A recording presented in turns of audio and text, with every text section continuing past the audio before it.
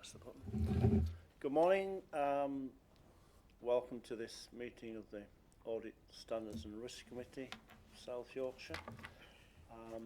We have apologies from 3 people. Councillors Marshall, Bagley and Austin White. Are there any more? No, that's all, Chair. Thank you very much. We note that Mayor Coppard is due to be with us at 12 o'clock till 12:30, but perhaps in view of recent incidents he might not be, so we'll proceed in that vein. Item 2, urgent items. Are there any urgent items? No. Items to be considered: absence of public and press. There is at least one. We've got item 14, which will be restricted and the webcast will be paused during this time. Thank you very much. Declarations of interest by members, pecuniary and otherwise? No, none. Thank you very much. Reports from questions by members? Nope. Questions from members of the public? Are there any? No, thank you. Minutes and actions of the previous meeting. Can we agree that minutes are true and accurate record? Yes, thank you very much. And item 8 is health and safety update, please. Yeah, good morning everyone. Reporting period 1st of October to 31st of December. There are no accidents or near misses involving SIMCA staff or contractors during this period. Change in accidents being reported in quarter 4, with an increase of 18 overall from a previous reporting period. Antisocial behaviour contributing 144, which is 48, just over 48% of the total of 297 reported incidents, with Rotherham Interchange continuing to be the main offender, reporting 77 of these, which is 53% of antisocial behaviour reports. Antisocial behaviour continues to be the main contributor to the statistics of Rotherham and further documented within the report. There have been a total of 161 crime and disorder incidents reported during this period. An analysis of crime and disorder incidents is submitted in Appendix 2.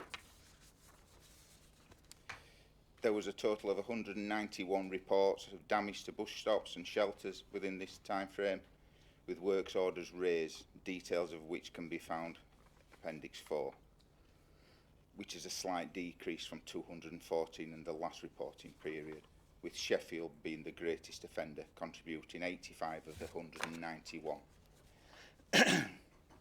SIMCA have got no RIDO reports have been submitted to the HSE at this time, and Jerry will come on to his shortly. All audits are up to date with no notifiable actions arising. All fire risk assessments are current and up to date, with the next assessment cycle starting in January this year. All emergency evacuation plans have been reviewed and updated as required, and this will continue on an annual cycle. Work continues to review the updating all processes, procedures, standards, risk assessments, inspections, etc. and reporting. All reviewed, updated and new standards are presented to CDT for review. Presented in January have been the electrical appliance standard, young people and work experience standard, including a checklist and risk assessment, and accidents and incidents standard have all been submitted. A monthly toolbox talk for 2025 has been created with various subjects which will cover throughout the year. For January 2025 we have already published, and the next round is to be published next week. January's was Legionella manual handling and the importance of signing in. We did an analysis on slips, trips and falls that has been undertaken from the period 2022, 23 and 24, which shows a steady increase over the 3-year period, and is noted in action will be required. Slip, trips and fall accidents happen for several reasons. Many factors can play a part. but most incidents nationally are caused by obstructions in walkways, poor housekeeping or lack of maintenance. The rest is caused by uneven surfaces, weather conditions or design. In relation to the reported incidents over the 3-year period, the highest numbers occurred during the winter months. To move towards a more proactive stance, we must have employees and contractors with a see it, sort it attitude to ensure our areas are kept safe as possible. We need to consider, is the cleaning regime effective? Are our welcome mats into the premises and interchanges sufficient? Are there enough bins, storage facilities, etc.? Is signage up to date? Can we use a tannoy system to remind people of the dangers of running within interchanges? Stair nosings okay? Stair risers? Is lighting sufficient? And handrails available? All these items and more will be reviewed over the coming quarter to provide a clear scope of requirements. In addition, a near-miss programme will be introduced and initiated alongside the CAFM system, with the review of maintenance and cleaning contracts to be undertaken, and highlights any concerns.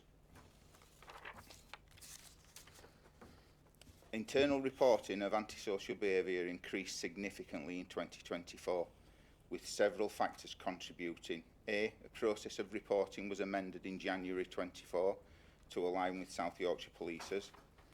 B, reinforced message was sent out to all Simca staff who reported incidents regarding the importance of new processes. And C, a rise in reported antisocial behaviour across all areas of Rotherham.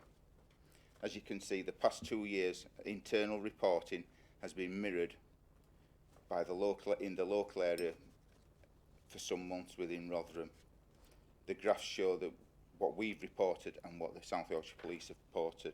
Over the past 12 months, there has been a significant increase overall, and again, this mirrors the increase seen locally within Rotherham. However, significant efforts have been made in Q4, with the number of incidents internally reported by Rotherham decreased by 47 between November 23 to December the 8th.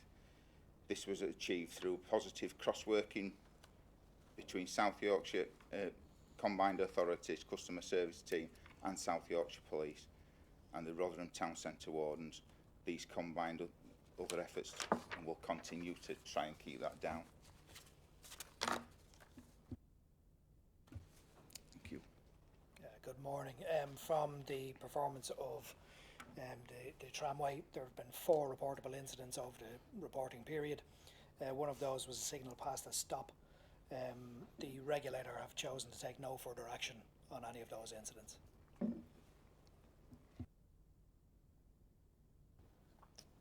Okay, are there any questions or comments?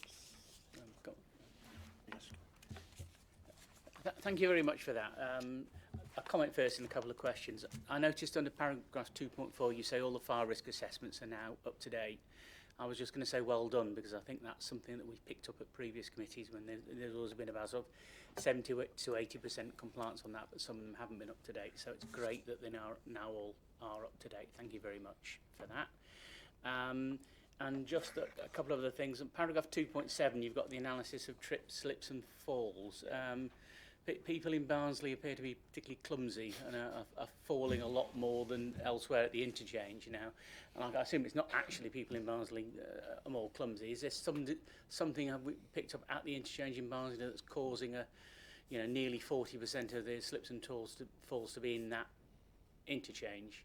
And the final one, while I'm on, you mentioned the reportable incidents, the riddles. A couple of them, the tram rolling back and the driver passing signal, feel like quite worrying near misses to me, because they could have caused quite a bad accident. It'd be good to have just a little bit more detail on those and what we've done to make sure they don't happen again, so they're a near miss rather than an actual accident in the future. Thank you.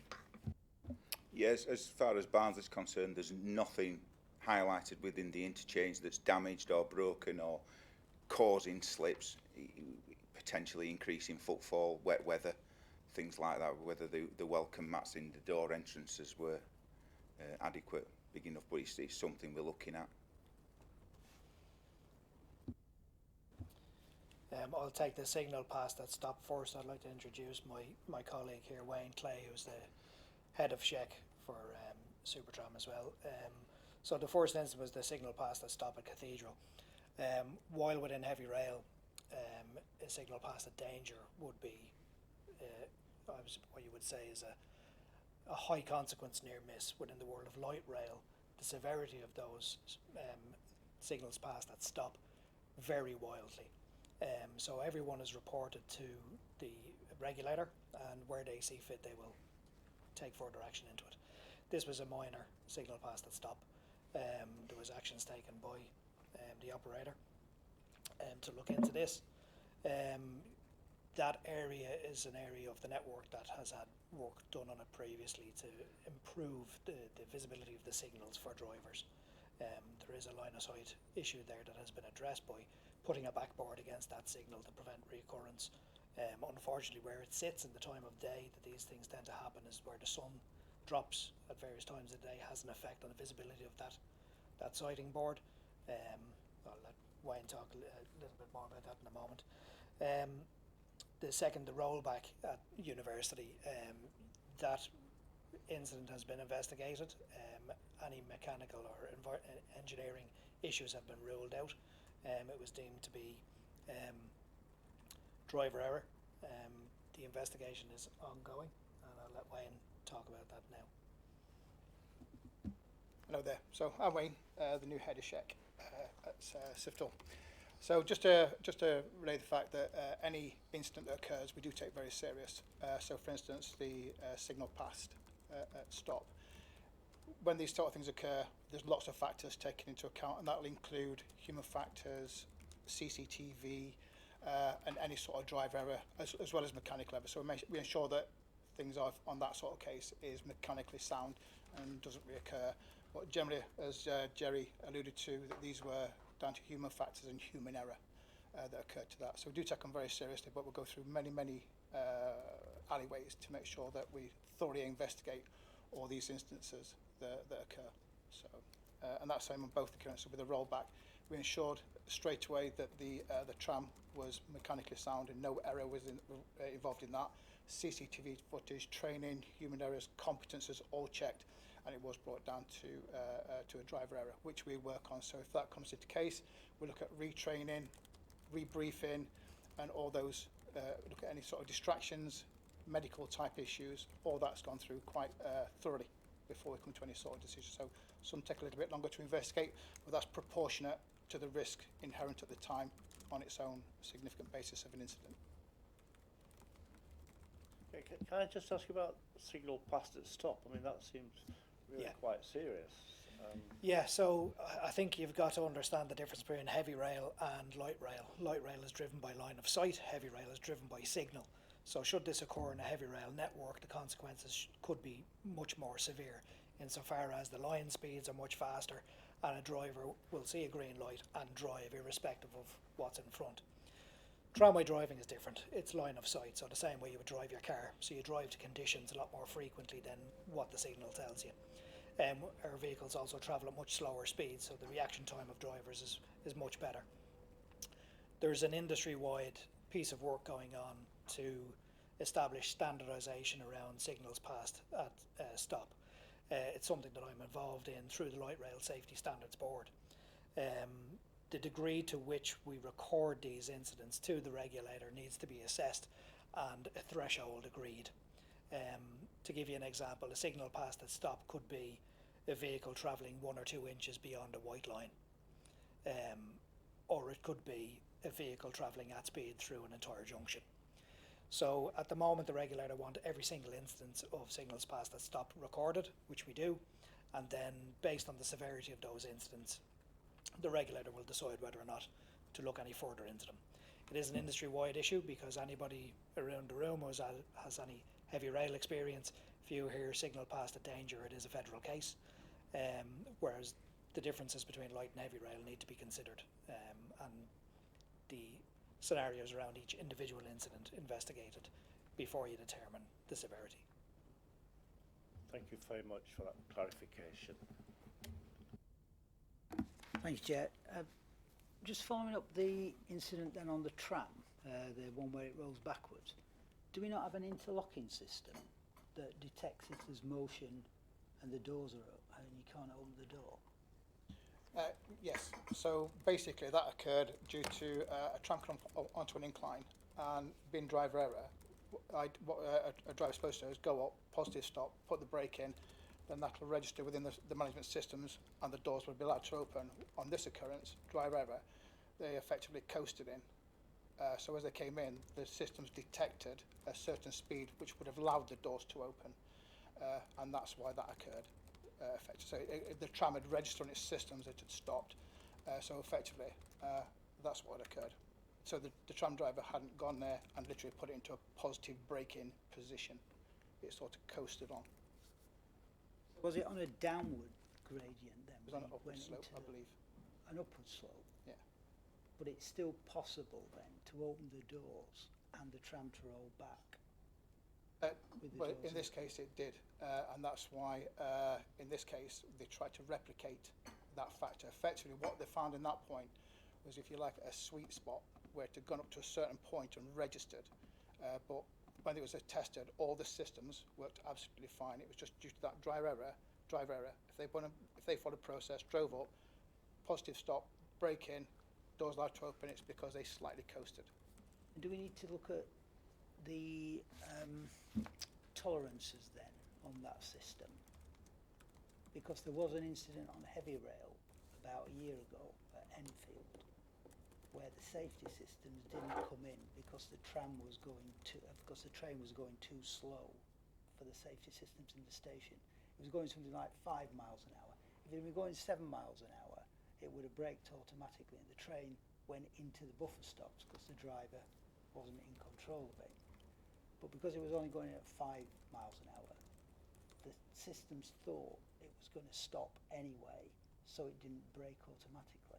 I just wonder if we've got a risk with our trams that are similar, that it doesn't seem to detect that we've got the doors open and the tram's moving and it's not doing something to put emergency brakes on or whatever.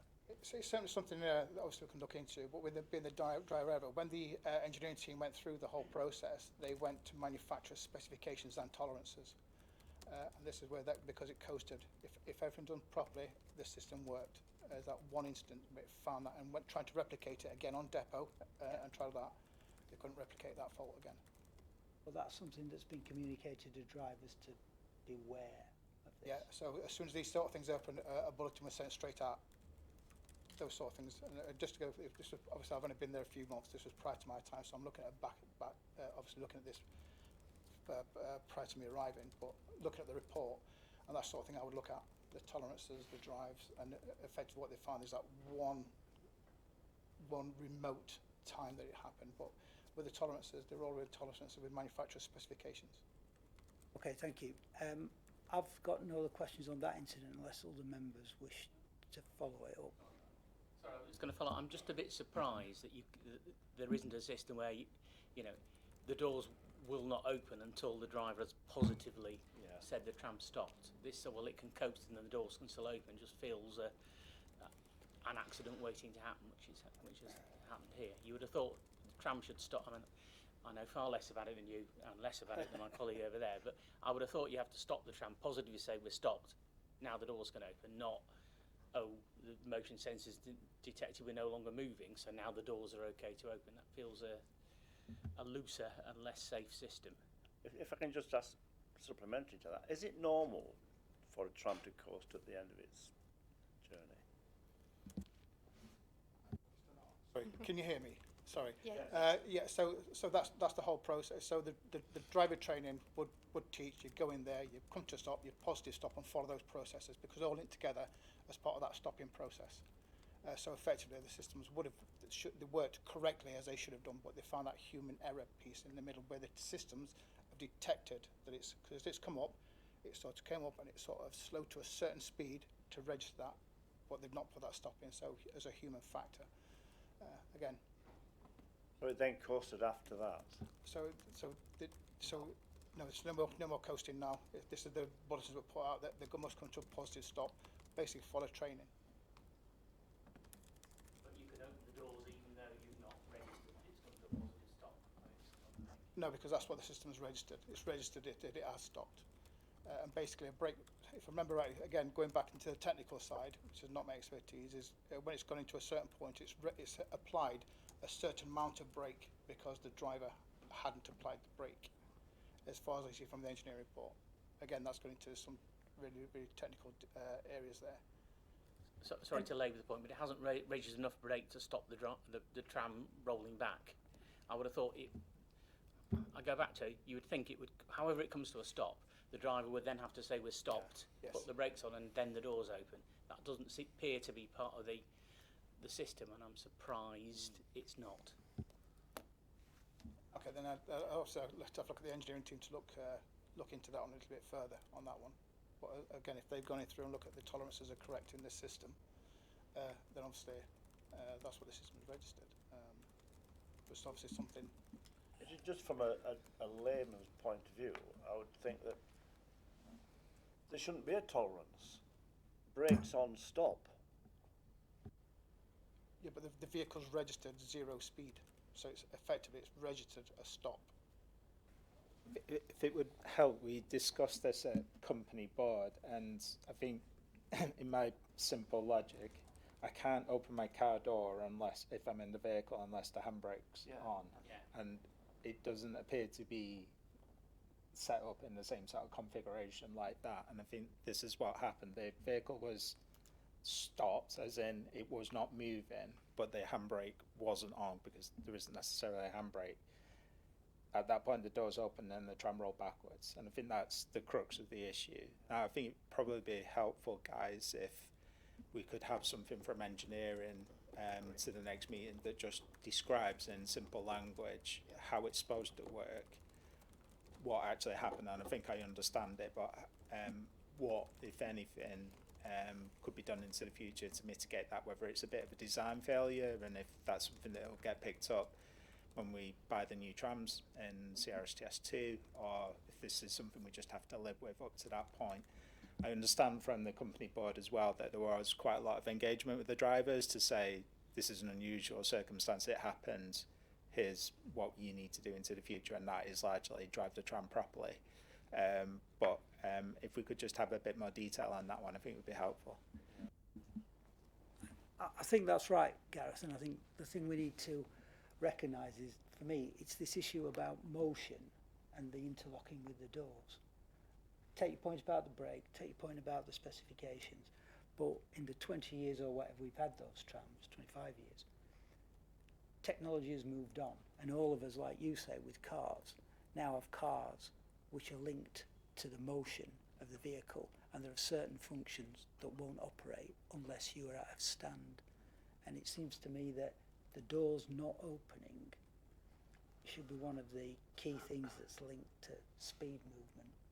You don't open the doors unless it's absolutely 0, and perhaps the brake is registered, because it seems to me it's the movement. I think the key point is that the brake is on, because it might register that the tram isn't moving, although it's doing 0.1 miles an hour or whatever it is, but the brake should be on.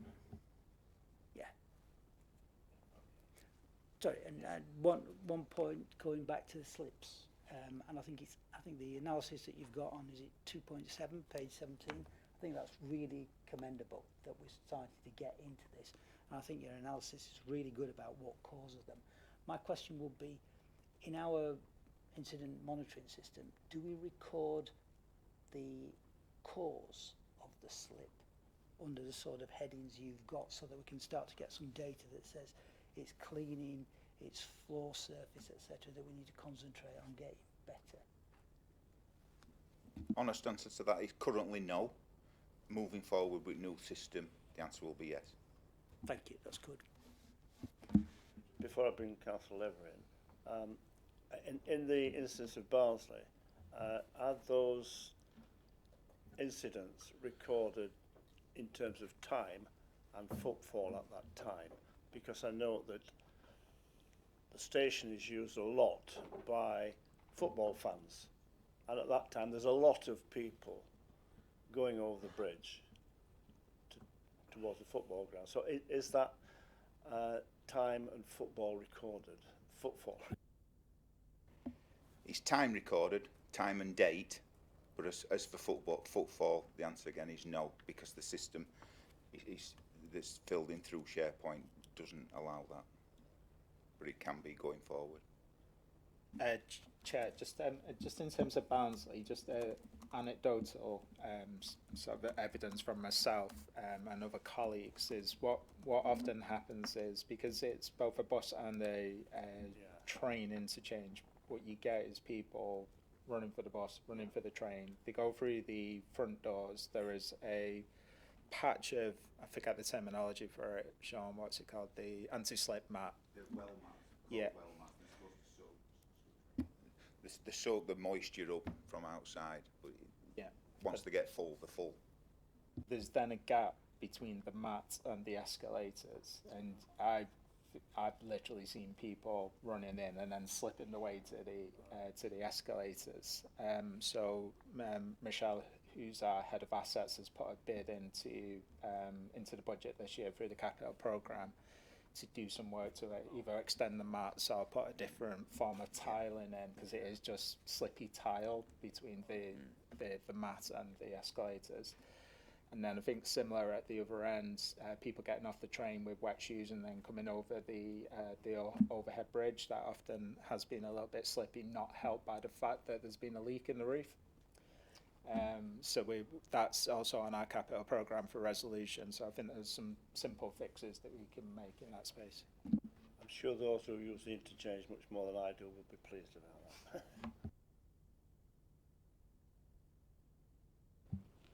Thanks, Chair. This might have been covered before my time, but what are the minimum number of bulbs on the horizontal line on the signal that are safe for operation, that are lit? And what's the process for replacing bulbs? When do you decide that you have to go to a signal and put new bulbs in? Thank you.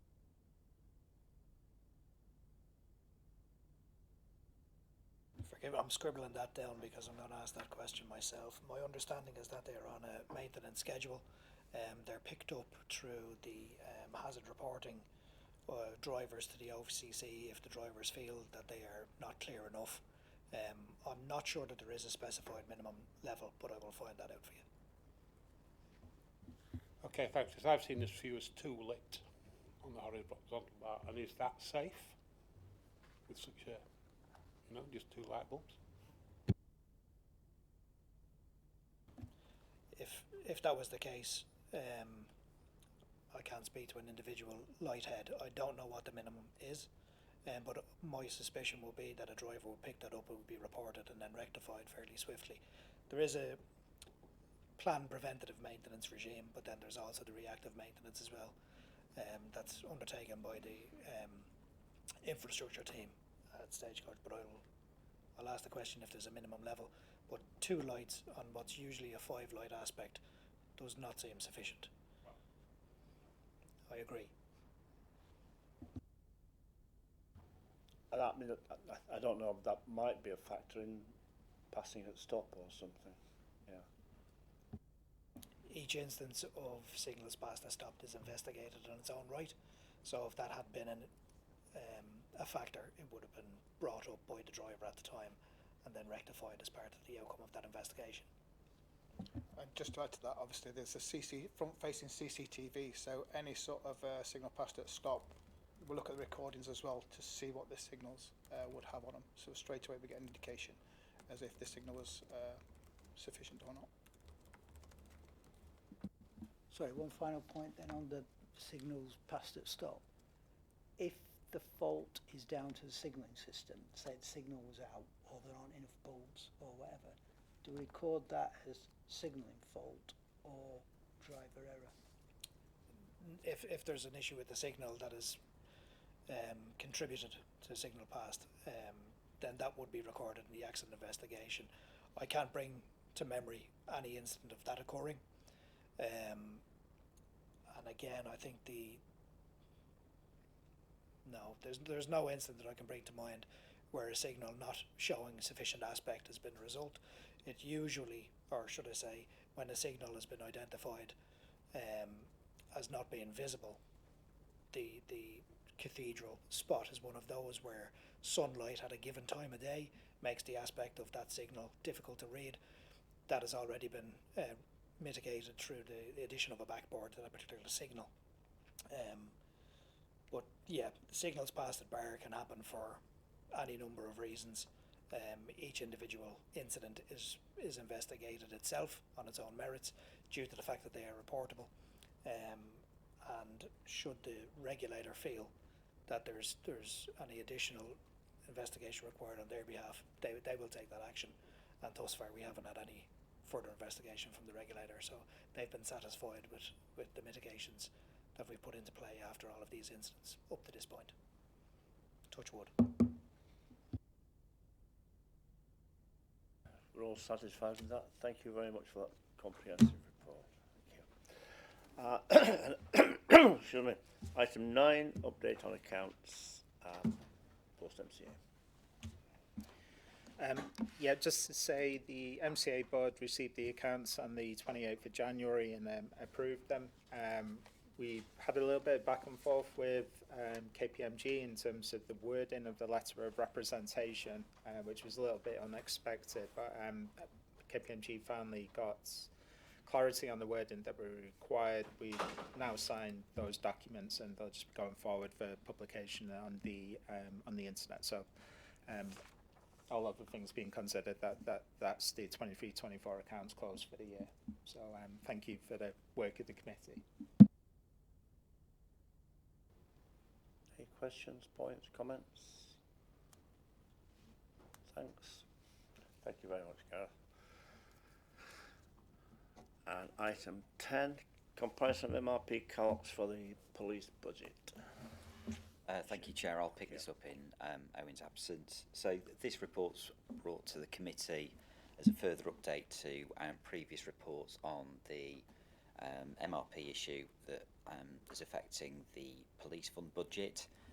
We brought reports to the September and November boards, so I don't intend to go back over those in any great detail. The report does cover a brief recap of the quantum of the issue. What we've done since then is to prepare the police fund budget for 25-26, including the police precept. Those proposals went to Police and Crime panel yesterday. The police budget, police fund budget, sorry, for 25-26, we have addressed and rectified the issues as regards the MRP that should have been charged.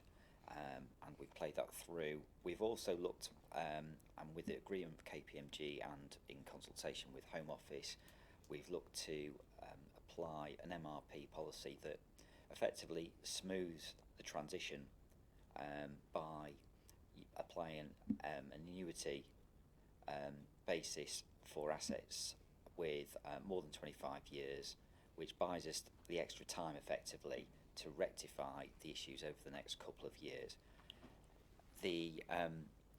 What we've also tried to show is the long-term implications for both the capital financing requirement and MRP. So when you see the graphs in the report, paragraphs 2.16 and 2.17, they actually go out over several hundred years, and that's simply because the method that we're using has a very long tail to it, but we're talking literally like tens of thousands, if that, in terms of long-term MRP charges. In order to rectify the MRP issue, the immediate impact for the medium-term resourcing plan for the police fund budget is that we are having to recognise nearly £23 million of MRP charges that hadn't been factored into the MTFP when it was produced a year ago. So clearly it's going to take a concerted effort, and we do have mitigations underway in discussion with Home Office, as I mentioned earlier, to smooth this as much as we can and to minimise the impact on policing provision. So I'll step away from the report as it stands. I'll let Gareth come in to add anything else, and I'm happy to take questions thereafter. Thank you. Thanks, Mike.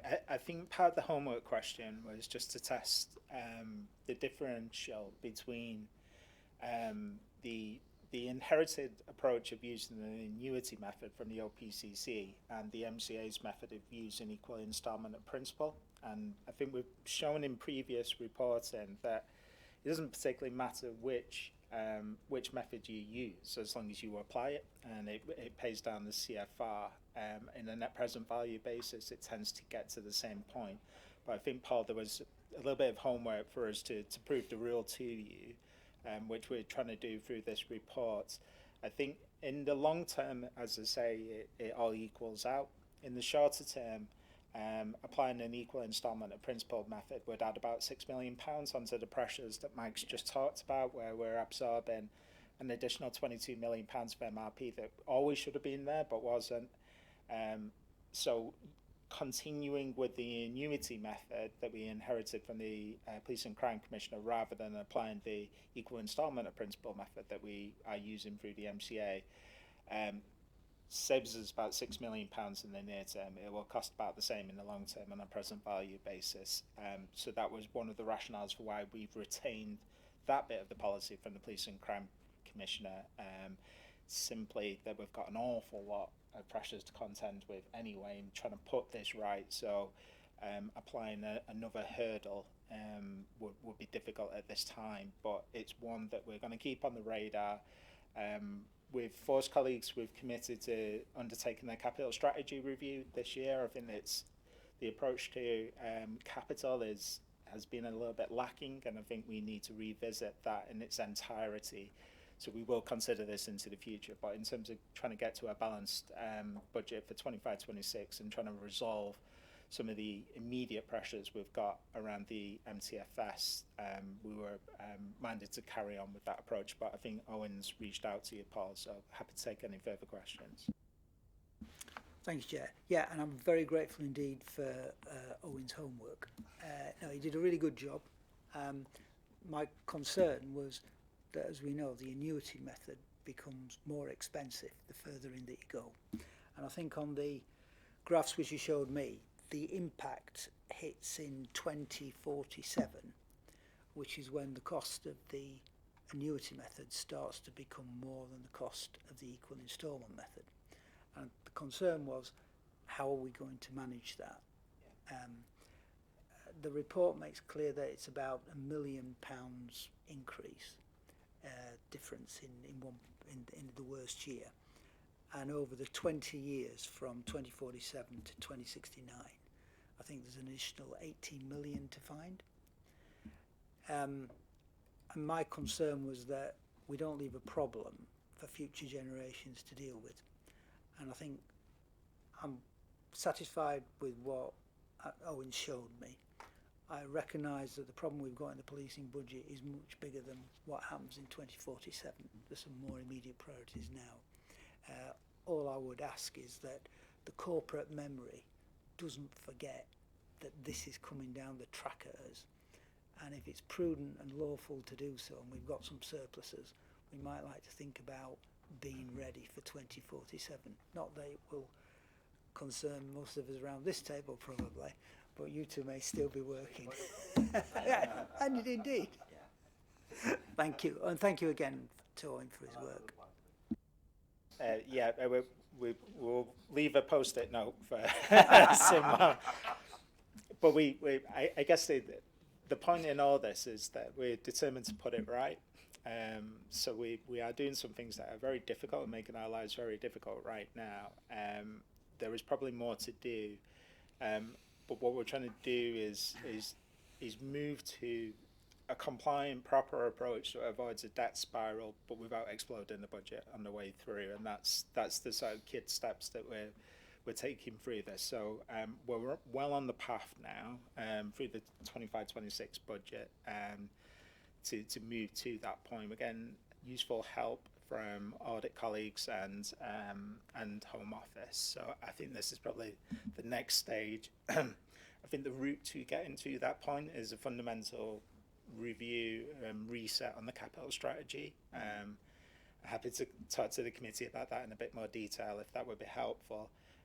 But that starts to get us to the point where Our outputs from MRP are tied up with the inputs, which is the capital projects coming through the system, and unless we pinch that point, at the point we're pinching that point, it's not going to quite work. So we've got a plan. We're starting to enact it. It's difficult, it's making life hard for us, but we're well on the way, and we will not forget about this bit. I'd like to get us all into a sort of single compliant approach across the group. Thank you, Gareth, and best of luck with it. Yeah, thanks for that. Yeah, I mean, I think we're asked to agree which option we're considering with, and I think in normal circumstances, other things being equal, you know, you'd want the same MRP policies across the group rather than differing ones. And I think that was what caused us to ask the question back in the summer, because we noticed they were different and thought this is a bit odd. However, these are not normal circumstances, and I think except that that we're in a hole on this and we don't want to dig any deeper in the hole than we already are, and B, you mentioned that the Home Office had agreed this approach, and we're looking for the Home Office to be cooperative and help us out on this. And I think poking the bear by then ignoring something they want us to do is probably a rather foolish thing to do. So I think I'm very content that we go with option, you know, we leave them as they are currently and don't make the situation worse by changing them. I think at some stage in the future, if we can afford it, it would be good to align the options, but I said that's not now. It might be earlier than 2047 though, you never know. Yeah, thanks. Thanks for all this. I also met with Grant Thornton last week, and they explained to me the agreement that you've reached. So they're comfortable-ish now as well. The bit where I just wanted some clarity, this is on page 45 and have almost towards the bottom, it suggests that the MCA will apply a maximum life of 50 years to new assets unless somebody tells us that it would last longer than that. Implicit in that is that the maximum life, if it's shorter than 50 years, will be used, but it's not explicitly stated in here, whereas it is explicitly stated that if anything is likely to last more than 50 years, there'll be a different arrangement. And I just wondered whether it just needs some clarity for that kind of statement.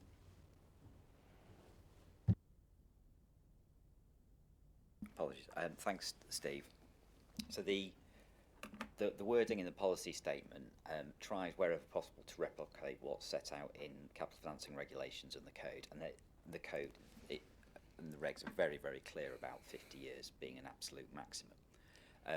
In the preceding sentence to that, we do reiterate the point that MRP will be based on the estimated useful life of the assets created. So absolutely, we'd be looking to apply, say, 30 years for a 30-year asset rather than saying 50, for instance. And the code does provide that exception where if you can get, say, a surveyor or somebody to say, oh, actually, yeah, it's 60 years, we would take that into account. The number of occasions where we would apply that will be very, very limited, and it would only apply to certain premises, but it's very, very rare to use it. But take on board your feedback, and we'll take that into consideration when we... Yeah, it took me about 3 readings before I came to that conclusion. It's there, but it took me 2 or 3 readings before I got there. To help the layman, maybe it'd be a good idea if we just put a few examples in. Yeah. So a car with an estimated useful life of 5 years would be applied over 5 years and so on. So we'll just make that explicit. Yeah.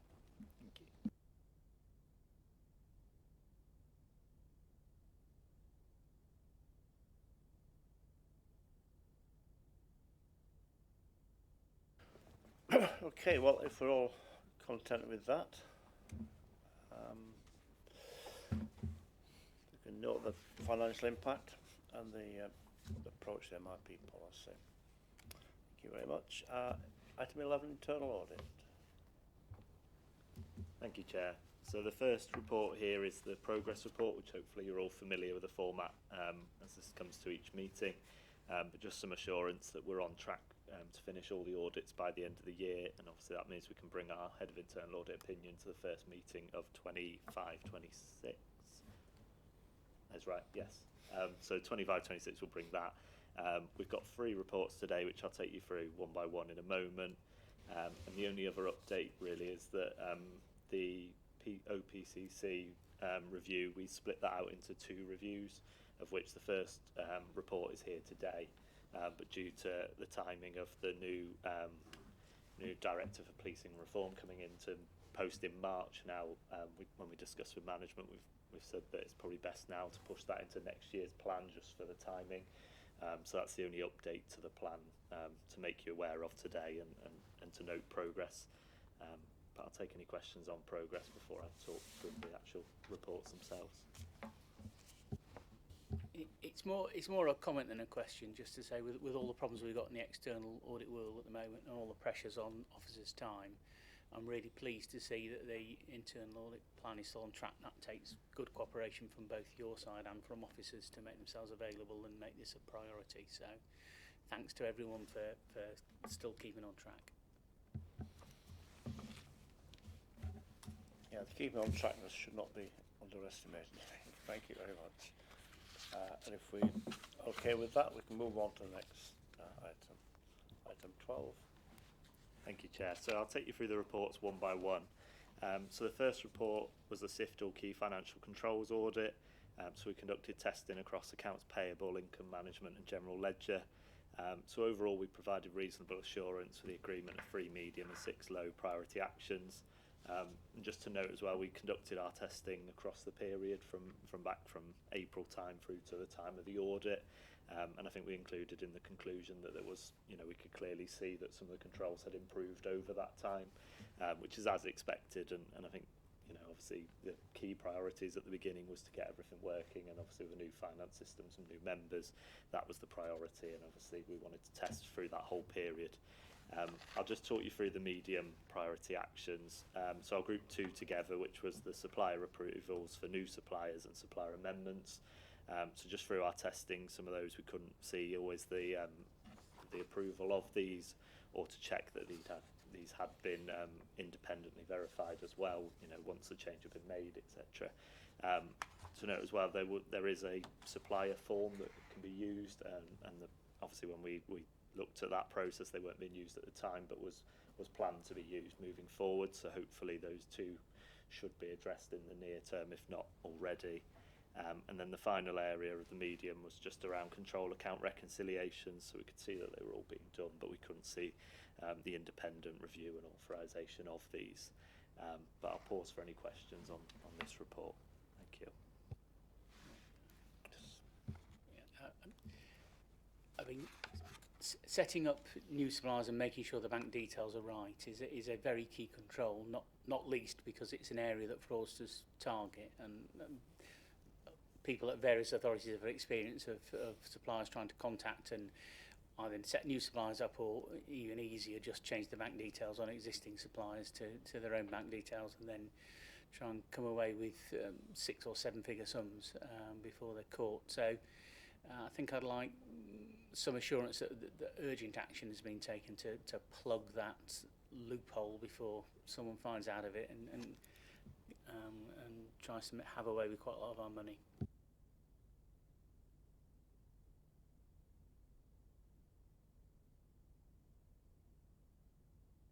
Thank you, Chair. And could I ask the internal audit, in terms of the corroborative documents that support the request for approval, is there something that an approver could look at and test and say, should we be making this amendment, or is it a matter of just a counter signature on a piece of paper, please?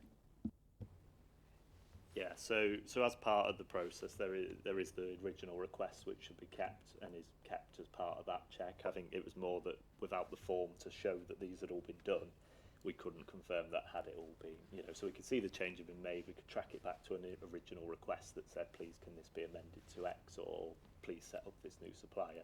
So there is something that independent reviewer can use to check back and make sure everything's correct. But it's just that, documenting the full process really. Thank you. And then on the reconciliations which weren't done, were they subsequently found to be correct?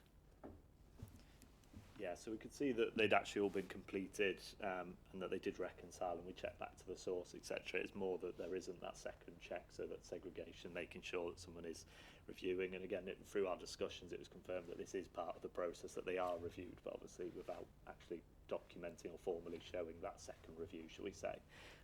It's something we could confirm, but again, it was agreed and taken away that this will be demonstrated moving forwards. So, yeah. And final question from me, please. Are we going to have a look at income and payroll? Because they'll be the next two biggest numbers to check. Yeah, so we're currently doing the planning for next year's plan, so it'll be something obviously that we'll discuss and agree with what areas we cover next year, but that's ongoing now, and I think the plan is that we'll bring the plan to the March committee with the areas that have been agreed, but yeah. It's a comment really. Having been through the new suppliers process to actually be paid for turning up here, I can tell you it's fairly comprehensive, and there are a number of checks in place, aren't there, Claire? You have to really push hard to get paid if you haven't got all the right things in the right place.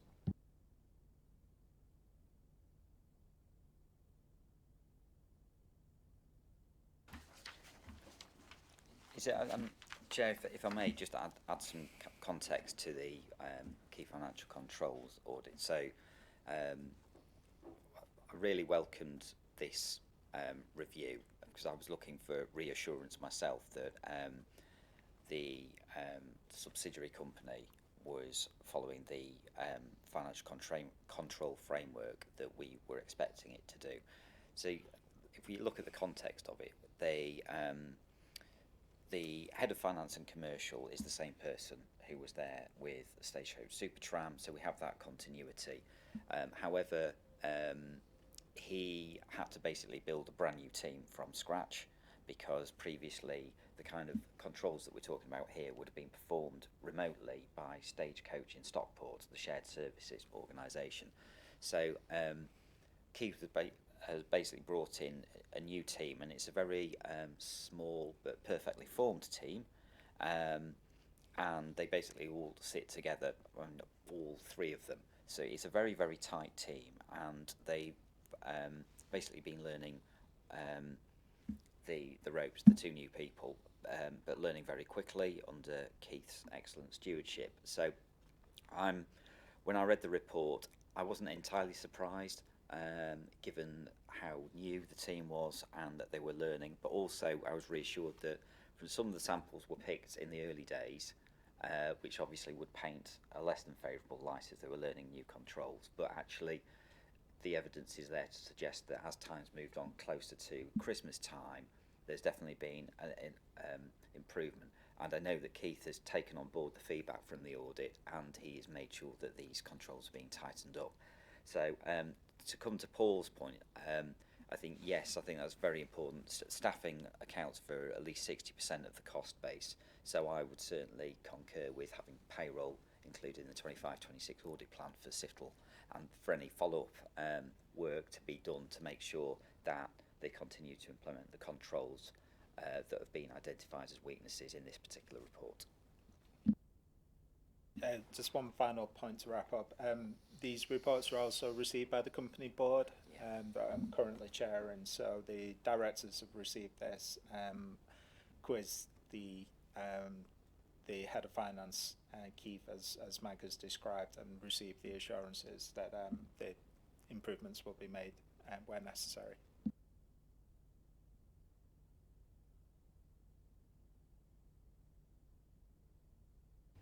Okay, so I'll take you through the next report then, which is the Tram Governance Performance Reporting Report. So this assesses the controls and processes in place for how the MCA obtain assurance over the tram company operations. So we confirmed there was a defined framework in place between the two organisations for the reporting and monitoring against KPIs, objectives, operating agreement, etc. And overall provided reasonable assurance, again, with 2 low and 4 medium priority actions agreed. So again, I'll take you through the medium priorities. So this is really how the period performance reports, delivery plans, KPIs are being reported and monitored at the MCA side. And we noticed that there were some discrepancies between some of the targets and performance between the reports, so we did some testing going both directions to make sure that the KPIs or deliverables that were outlined were in the reporting and monitoring, but then also backwards from what was being reported and monitored back to the original. And there was a few gaps noted where not all of them were being reported, or some were, some weren't. And then some of the areas where they were missing against the criteria or weren't performing in line with the KPIs, we couldn't then follow that through to some, like an action plan or some actions to address those. And similarly, when we looked at some of the contractor management meetings, board meetings, etc., just trying to see that full train through. And I think probably a key thing to note, and I think we discussed earlier as well, is around whether there's almost a refresh or reset to say which are the key ones that need to be reported, monitored, etc., and which ones are then left to, say, management to do as part of their daily job, and which ones really need to come through to these performance reports to make sure that there can be that level of scrutiny over the ones which are required or most important, shall we say. So I think it's probably a case to sort of take a step back, relook at these, and make sure that the key ones are reported. Any areas of underperformance have some rationale potentially for them, and then actions that come about. And again, just a refresh on some of the data quality, where I think some of them were recorded as, say, 0 when actually there was a figure from the month before, so it should have at least a starting point. But as we say, overall, there is the framework, there is the monitoring. It's kind of tightening up, I think, now on those sort of key aspects and making sure that moving forwards, the main bits are considered, and some of the areas are more, left to operational sort of side of things. But happy to take any questions again.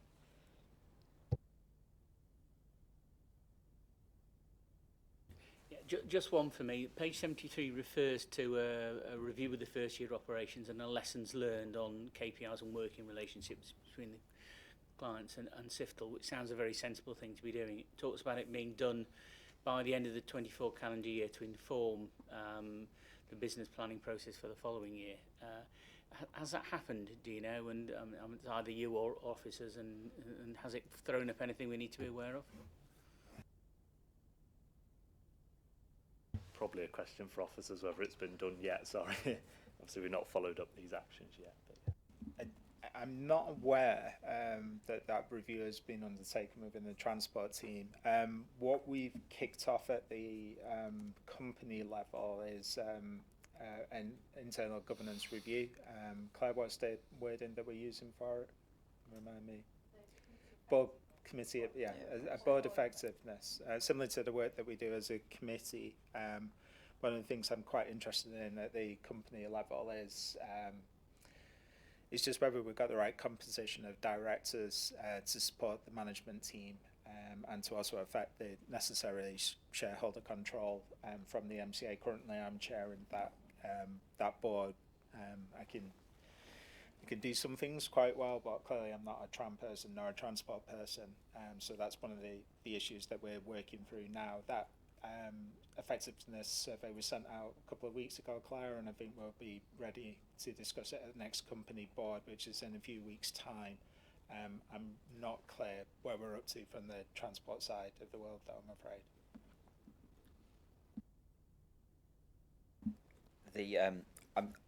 I'll need to check. I'll follow up on whether the lessons learned exercise has taken place, Chair, on this one. What I will say though is that we've certainly noticed that the managing director who joined on a permanent basis at the end of October has really embraced the working relationship with the MCA, and as a result of which some of the review meetings that take place on a full weekly basis, the process for that has changed. So it used to be done as one meeting looking at all KPIs, and it was found that just wasn't an effective forum for getting through all of the key areas. So actually what they've done is split between business and performance, so there's more of a backward look versus a forward look, and that has allowed a bit more space to get into the KPIs in more depth. Plus the plan is to introduce some sub-working groups where they can do deeper dives into certain areas. Obviously a lot of this is evolving as we speak, but the lessons learned will be useful. Also to note that the Super Tram business plan for 25-26 will be going to the MCA Board on the 18th of March. Yeah. So I would expect that any revisions to KPIs and first year of operations will be reflected in that business plan.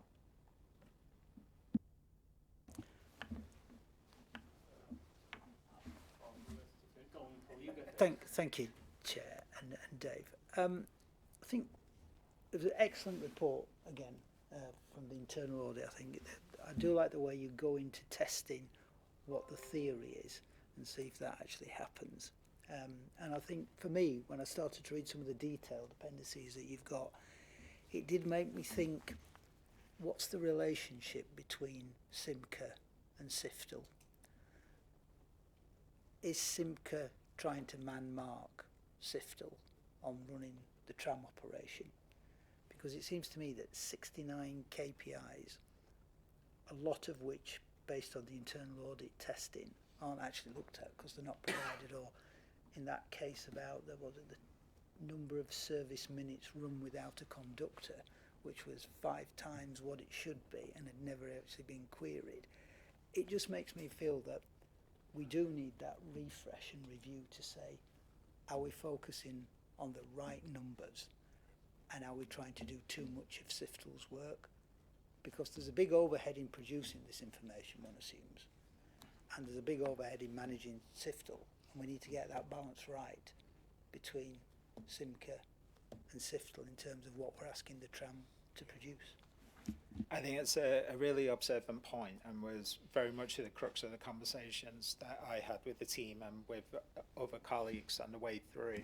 I think there's a reality that we weren't entirely clear when we started on this journey what the operating model should look like and what the culture would look like, and a lot was based on personalities and relationships and the like.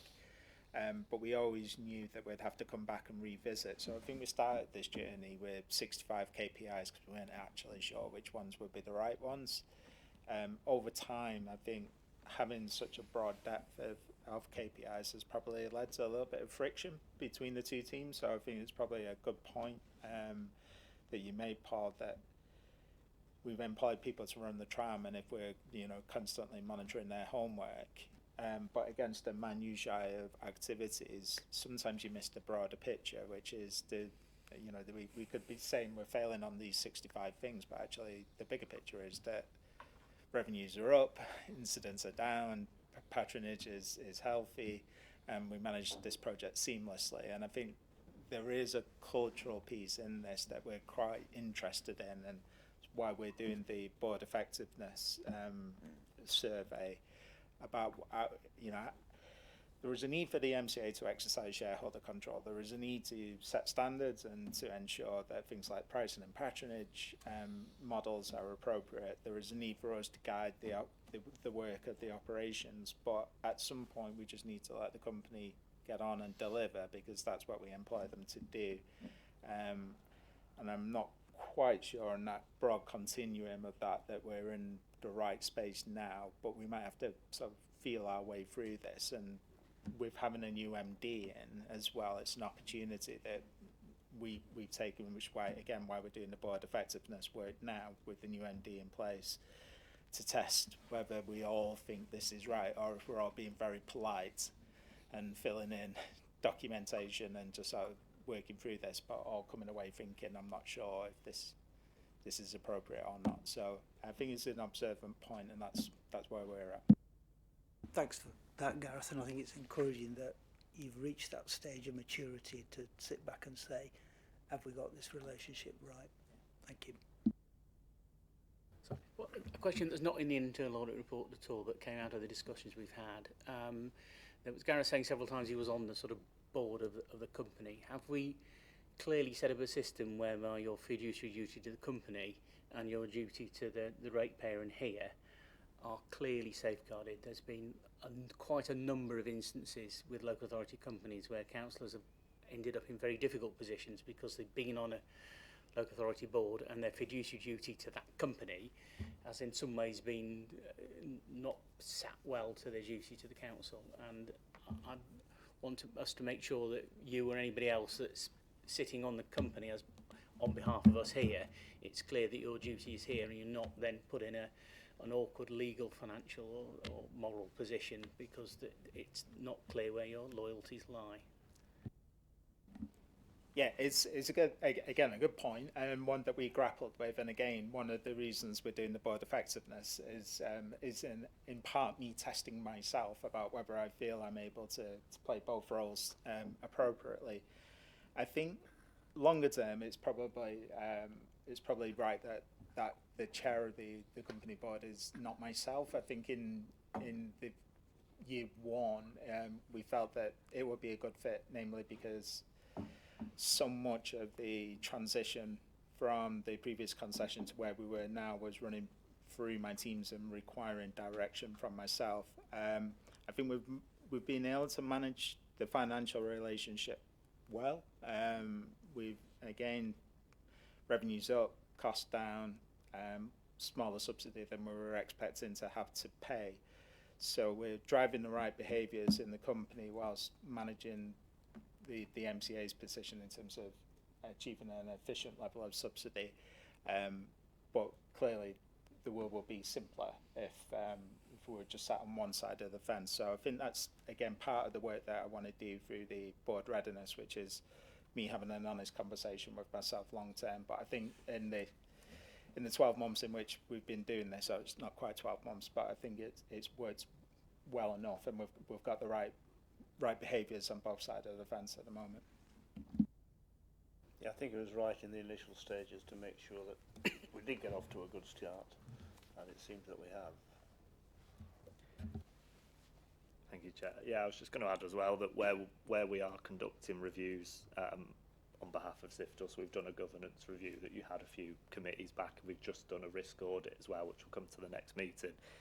We do also interview the independent board member as part of that to get their view on things and do that, because obviously we appreciate as well it'd be good to speak to them as an independent, but also so that we can see that side and without always asking Gareth, shall we say, for both sides, it's good to speak to them. So I think that's just a bit of additional assurance that we do reach out to them as well.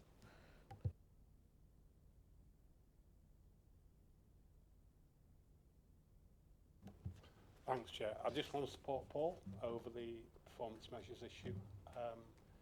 69 key performance indicators can't all be key, if you understand what I mean. And in fact, what you're doing is looking at their performance measures overall. And what the client should want are the key measures which indicate to them that things are going okay. And then if there's a concern in one area, then those other performance measures come into play. And I think if that philosophy is taken, it'll be far easier. Thank you. Yeah, I think Paul's terminology, man-to-man marking, was appropriate to be questioned. And if I may, 69 KPIs in the same penalty area take a lot of refereeing.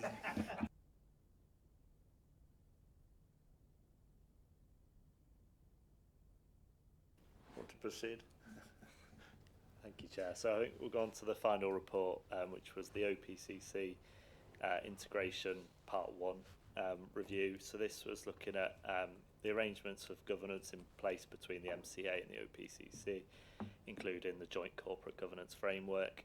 So we looked at some of the key decisions and looked at the framework delegated authorities to make sure they were in line. And as mentioned, we'll cover the Part 2 now in the 2025-26 year, where obviously we can refine the scope then to look at some specific areas as well, whereas this was more the high-level overview review, shall we say, of the governance structure. So overall, we provided substantial assurance with one medium, one low action being agreed. So the medium was just in relation to contract approval. So while we conducted a sample and confirmed they were all approved by members such as Senior Lawyer, Director of Legal and Governance and the PCC themselves, there wasn't defined specifically within the delegated authorities around who should approve contracts. And I think just a similar theme, I guess, in a way, one of the points that I believe was discussed at the debrief was around the other area, which was the low action, around sort of the decision making and who can authorise and whether, again, potentially even the current regulations or current delegated authorities were almost too stringent or too high level in terms of who needed to sign off certain aspects to really make sure that actually sometimes you know, although we like, as auditors, like to look at controls and make sure there's as much control and everything's approved and signed, etc. But sometimes as well, it's looking at whether controls can be too onerous, and potentially there's an area there to sort of streamline and make sure that decisions are made at the appropriate level rather than always needing to go to the most senior. But I think, you know, again, as a high-level governance review, things are, you know, are operating in the way that they were set out at the current stage. And when we do the future audit, obviously we'll deep dive a little bit more into certain areas once that audit comes around. But I'll take any questions on this report. Questions? Yes, Paul? Thank you, Chair. Just on page 115 of your report, and taking your point about the delegations to the Director of Policy and Strategy, if the contract's not been properly approved, does that leave us open to a judicial review in these cases if we can't show that it's been done in line with the delegated authorities? If you need Chief Finance Officer and Chief Executive to sign it off and only one of those have done it, and the strategy and the Director of Strategy's done it as well, whilst in principle we could say it's rightly approved, but if somebody wanted to challenge us, they could say that's not a legal approval. Is that one of the risks we've got? Or maybe that's something we need to take back to legal and then, yeah. And if we are, then we just need to retrospectively make sure it's all cleared. Otherwise we could get undone at a later stage. Thank you.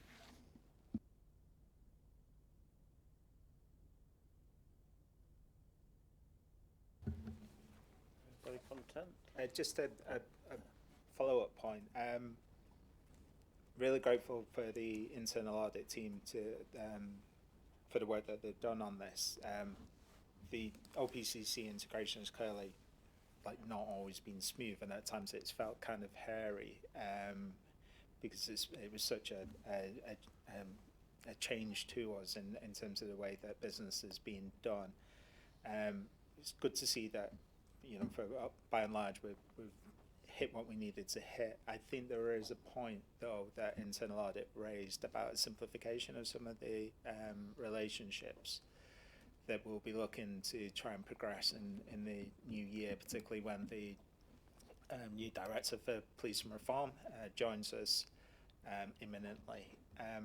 When we get onto the police funding flows and budget presentation that I've prepared for you, we touch on the governance on the way through, so it'd be worth just bearing in mind this report as we progress through those slides. I think it might help provide a little bit of framing for it.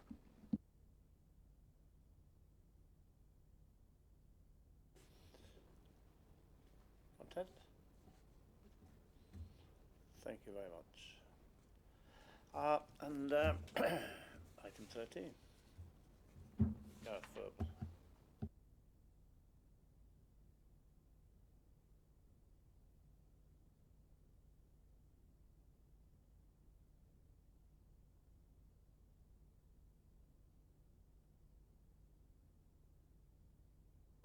Sorry, thank you.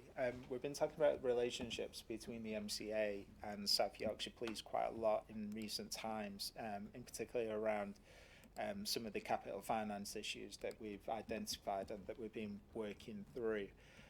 But I think the ask from the committee was for a bit of a deeper understanding of how governance works between the MCA and South Yorkshire Police, how fundings flow and what accountabilities look like. So that's quite a big topic, but we've just tried to boil this down into a few slides, and I'm happy to share this with you. The reason we didn't send it out in advance is some of the slides that we'll show you are really hot off the press and form the budget pack that went to Police and Crime Panel yesterday, where the precept was approved for the year. So we'll get this out to you after today's session. So just in terms of the objectives, we'll give you an overview of funding flows, governance and accountabilities, and how that works with respect to the police fund. So I'm just going to start, if we can flick on to the next slide, please, around the role of the mayor and the MCA. So this is, it can get a little bit convoluted, a little bit complicated, so I'll just try and spell it out really simply. So the police and crime functions are solely within the purview of the mayor. So the majority of what the MCA does is controlled and directed by the MCA Board. The MCA Board consists of the mayor and the 4 local authority leaders in South Yorkshire. Police and crime functions are not an MCA Board function. It is solely with the purview of the mayor. So that means the mayor can act without the formal need for approvals from the MCA on any decision-making function. Key point though is that the mayor does act through the MCA though, using the functions and capabilities of the MCA. So the MCA is the body corporate. So the decisions around things like setting the police and crime plan, setting the budget for the year, hiring and firing the chief constable as and when necessary, those are functions of the mayor, not the MCA. But when the mayor acts through the MCA. So he uses our teams. I serve as the chief finance officer for the police and crime functions and so on. So that's a really important distinction. So when we take the budget for the South Yorkshire Police and our police and reform responsibilities, we will present them to the MCA Board on the 18th of March, but we will not ask for approval. We'll just say, here's the budget, the mayor has approved it, we're presenting it to you to note. Likewise, when we took the precept to the police and crime panel yesterday, that was a mayoral decision to set the precepts at £14. The police and crime panel agreed and voted for it, but we won't take it to the MCA Board. So big differential there. The functions are vested in the mayor, not the MCA. The MCA stat officers hold positions in respect of all MCA and mayoral functions though. So myself as the Chief Finance Officer, Rebecca Brooks as the Monitoring Officer, Martin Swales as the Head of Paid Service, we all hold those statutory functions. Key point though, much of the day-to-day responsibilities consented to the Chief Constable and her statutory officers. So Chief Constable is the equivalent of a Head of Paid Service in force. The Chief Constable is Lauren Pulteney. She has her own stat officers, so my opposite number at force is Debbie Carrington. She's the Chief Finance Officer. And then final point is that the officers of the former Office of Police and Crime Commissioner are now employed by the MCA. So whilst they used to be employed by a distinct legal entity, they're now employed by the MCA. So Mayor is the appropriate decision maker for police and crime functions. Mayor operates through the MCA. Stat officers of the MCA hold positions in respect of all the MCA and mayoral functions. Okay. So the role of force and the mayor around financial management, again, is quite complicated. So legislation requires an unusual division of duties between the force and the mayor. Now, this is designed to differentiate between the role of the Chief Constable in leading on operational matters and the role of the mayor as the elected leader for the police and crime function. So this leads us to a bunch of novel arrangements. So this includes the fact that the mayor sets the budget for South Yorkshire Police, and that's based on a range of considerations, including the Chief Constable's assessment of need, but also broader issues like the overall medium-term financial position, and other pieces. All funding for South Yorkshire Police from government is received by the MCA. So when government send policing grants, it comes to the MCA, not directly to the police. All assets used by the force are legally held by the MCA and appear on the MCA balance sheet. So the police balance sheet is really interesting. There's not much on it at all, because all the assets like the police stations, all the cars and so on are on the MCA's balance sheet. They are owned by the mayor. All bank accounts used by the force are legally held by the MCA, and that's one of the reasons why the grant is received by us. And all contracts for goods and services are held in the title of the MCA. So when force enters into a contract to buy police cars and the like, it's the MCA's name that is on there. So there's this distinction between the user, which is the chief constable, and the controller, which is the mayor. Now, obviously, that would make life incredibly difficult on a day-to-day basis if everything had to go through the MCA. So what exists is a complex set of what we call consents, and those consents confer accountabilities, and that exists between the mayor and the MCA's officers, like myself, and the chief constable and her officers and staff.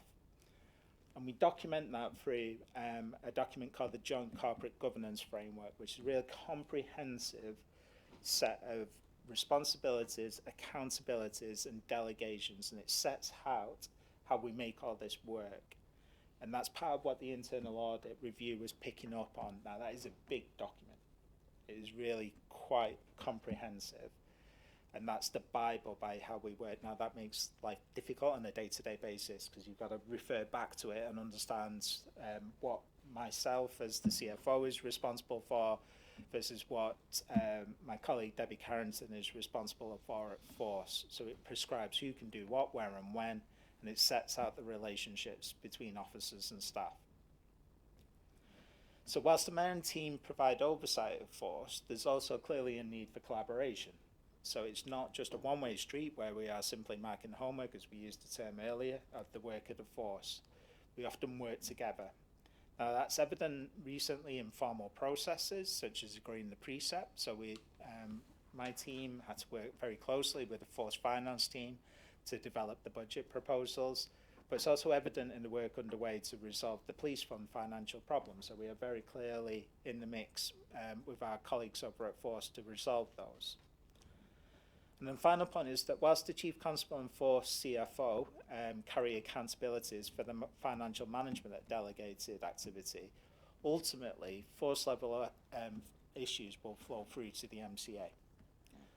So that's been very evident recently in the need to for the MCA to lead on engagement with Home Office on the financial challenges that we've got. So yes, there are differentiations between who does what. Yes, there are differentiations in terms of where expenditure has occurred, whether it's in the financial accounts of the Chief Constable or in the financial accounts of the MCA. But ultimately, the MCA sets the budget, the MCA holds the reserves, the MCA holds the balance sheet. So ultimately, we have to take a role in all this. We can't simply stand back and abrogate of ourselves of responsibility. So it's quite a complex system. I think the legislation was partly driven by the former relationship between police authorities and the police forces.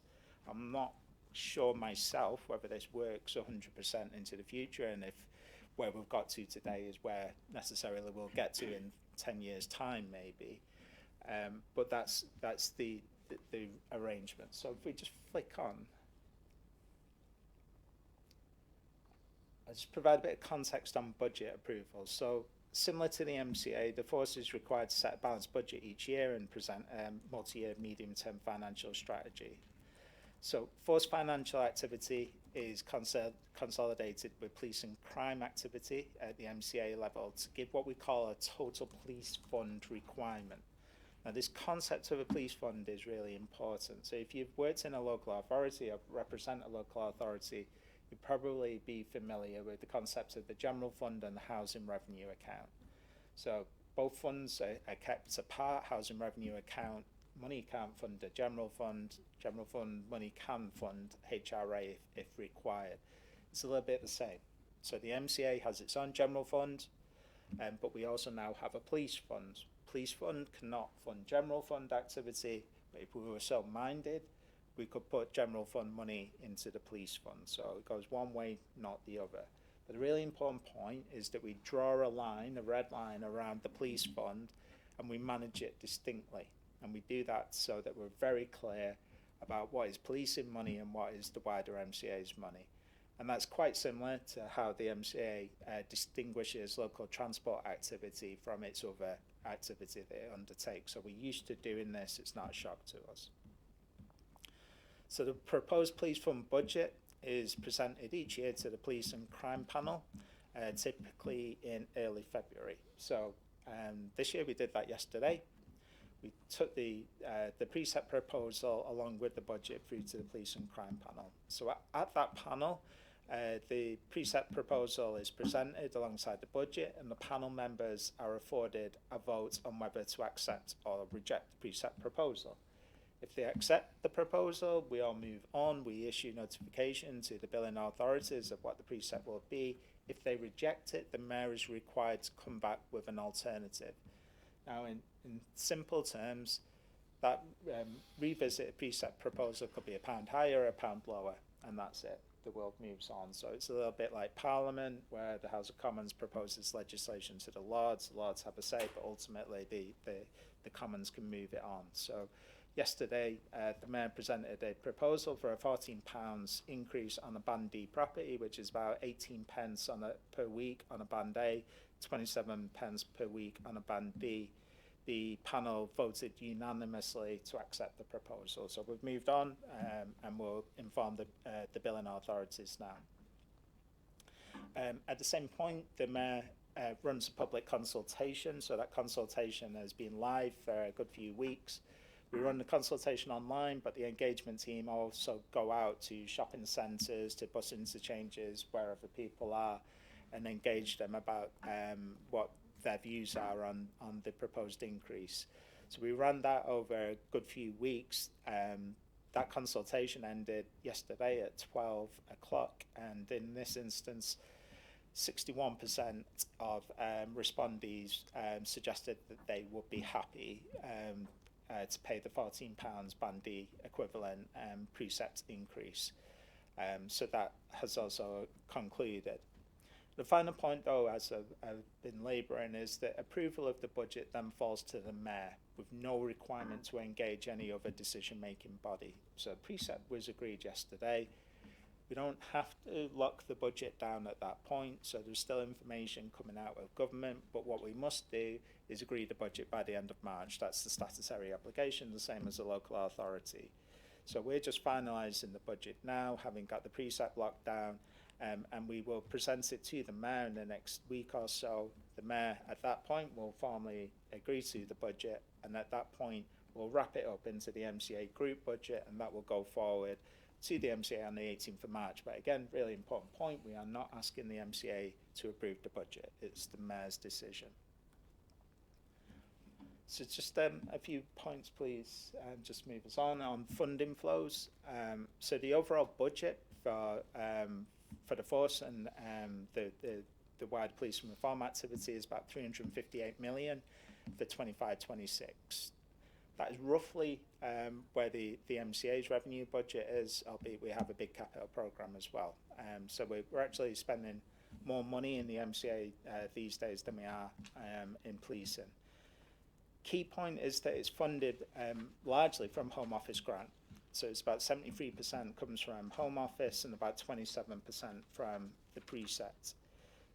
We receive more than average in terms of police grant funding than other areas around the country, but we are significantly below average on the precept, and that is largely due to the low tax base in South Yorkshire.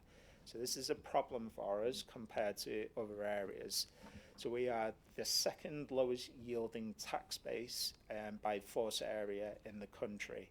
So for every Band D equivalent pound, we return less than 60 pence. The average is about 74 pence. So that's quite a big differential. So that limits what we can raise via the precepts and makes the importance of getting a good settlement out of government in terms of grant really important. Important point as well that the policing precept is capped. So if you want to go above the cap, you'd have to have a local referendum. So for this financial year, the government capped the policing precepts at £14 on a Band D equivalent. That's what we went with because we've got quite significant pressures. We need to go up to the maximum. There's also a super important point that the Home Office grant that government give you assumes you always go up to the maximum. So if you go below that, you're essentially penalised in terms of the grant that you receive as well. So that it's difficult to do anything other than go up to the grant, up to the precept cap. So we've got a slide next that just exemplifies the sensitivity of government funding changes to the overall budget. There's a problem, and it's a very simple problem. The government grant is not keeping pace with inflation across the rest of the budget. This is a national force level problem. It's not something peculiar to South Yorkshire. There's another really important point around police and funding flows from government, and that is that no police forces are receiving capital grant. So forces are capital hungry. Every year they need to replace things like their fleet, invest into their estate, invest into equipment. There's a lot of requirement for things like digital adoption, adaptation, decarbonisation, but there is no capital funding for any of this. So it means that in the long term, you need to pay for it through your revenue account, but in the short term, you finance it through borrowing. So that's driving a degree of indebtedness across forces nationally. And again, this is not an issue peculiar to South Yorkshire, it's something that we're all seeing. Flick us on, please. So this graphic's there just to exemplify the importance of government funding to the overall police budget position. So the blue line in the graph on the right hand side reflects our assumptions on the deficit position within force if police funding tracks to 1% per annum. So that's our working assumption. So by the end of the decade, what we're suggesting is that if things don't improve, the police funding position will be in deficit on a per annum basis by around £40 million. So that's a really significant issue for us. Now, around half of that relates to the issues in the capital financing budget that we've identified this year, but the balance is issues that are just inherent nationally. And that's part of the challenge for us. We've got our own local peculiar issues, but we've got a national problem that we're contending with. So the key problem that we have is that we've got funding challenges. We've got inflationary pressures across the budget. That is on utilities, it's on pay inflation, but it's also on specific areas of expenditure where there isn't a real ready procurement market where we can get economies of scale and drive good purchasing power. And that's creating lots of inflationary pressure in the system. We're then forecasting that our core source of income, as we've said, 73% of funding comes from Home Office, only goes up by 1% per annum. Now that is half the Bank of England inflation target. So when we did this, my instinct was, well, 1% feels low, guys. But actually, at a national level, most forced areas are either forecasting flat cash or 0.5%. So we're actually being bullish in assuming 1%. But you can see that there's a very simple problem that if income is only going to rise by 1%, but your expenditure base is going up above 5-6%, you're going to run into a problem quite quickly, and that's what we're forecasting. We've had a 6% increase in police grant this year, which on the level seems good, and that you should be saying, Gareth, that surely balances your inflation. The problem is the majority of that funding increase is there to fund national insurance increases and increased officers. So great, we get more officers, but if the rest of the budget is increasing, our ability to support that is a real problem overall. So what we're showing on the graph as well is a number of variances. So we assumed that if the police grant just kept pace with pay awards, we would be in a much better position. So the yellow line on the graph, shows that if Home Office grant just tracked pay awards, we'd have a deficit of around 16-17 million compared to the 40. So that's how sensitive we are to Home Office grant. So we're in conversation with government. I think they understand this position. Clearly, national finances are difficult at the moment, and we're working through with them on that. And then the final slide is just in terms of reserves. Could focus on, yeah. So as I mentioned at the start, all police fund reserves are held at the MCA level. We hold reserves for earmarked issues, but also generally to manage financial shock. Use of reserves is a key tool in managing our local issues and general sustainability. So how we handle some of the capital financing problems around MRP in the next few years is really predicated on how much flexibility we've got on some of these reserves. So a lot of these reserves are held for what we call the legacy issues. We've been working through with government about how we could manage that differently, potentially through a capitalisation direction, which will allow us still to meet our obligations to people. So nothing that we do will impinge on that, but will give us a bit more flex in terms of releasing the reserves to manage near-term problems and having a better profile to manage the legacy issues. So we're working through that with government. They're being very helpful, to be fair to them. But the underlying position on this is that unless we do something in the next few years, we're going to run out of reserves and we will have an ongoing deficit. So the plan that the Mayor and myself talked to the Police and Crime Panel yesterday was to continue to work with government to try and get a good settlement out of the forthcoming spending review. That forthcoming spending review will give us a baseline to work from, and we will then implement a recovery plan from 25-26 onwards to manage the deficit position that we've shown you in the previous slides. So that's a very simple crash course. We've got a much more detailed slide pack behind this.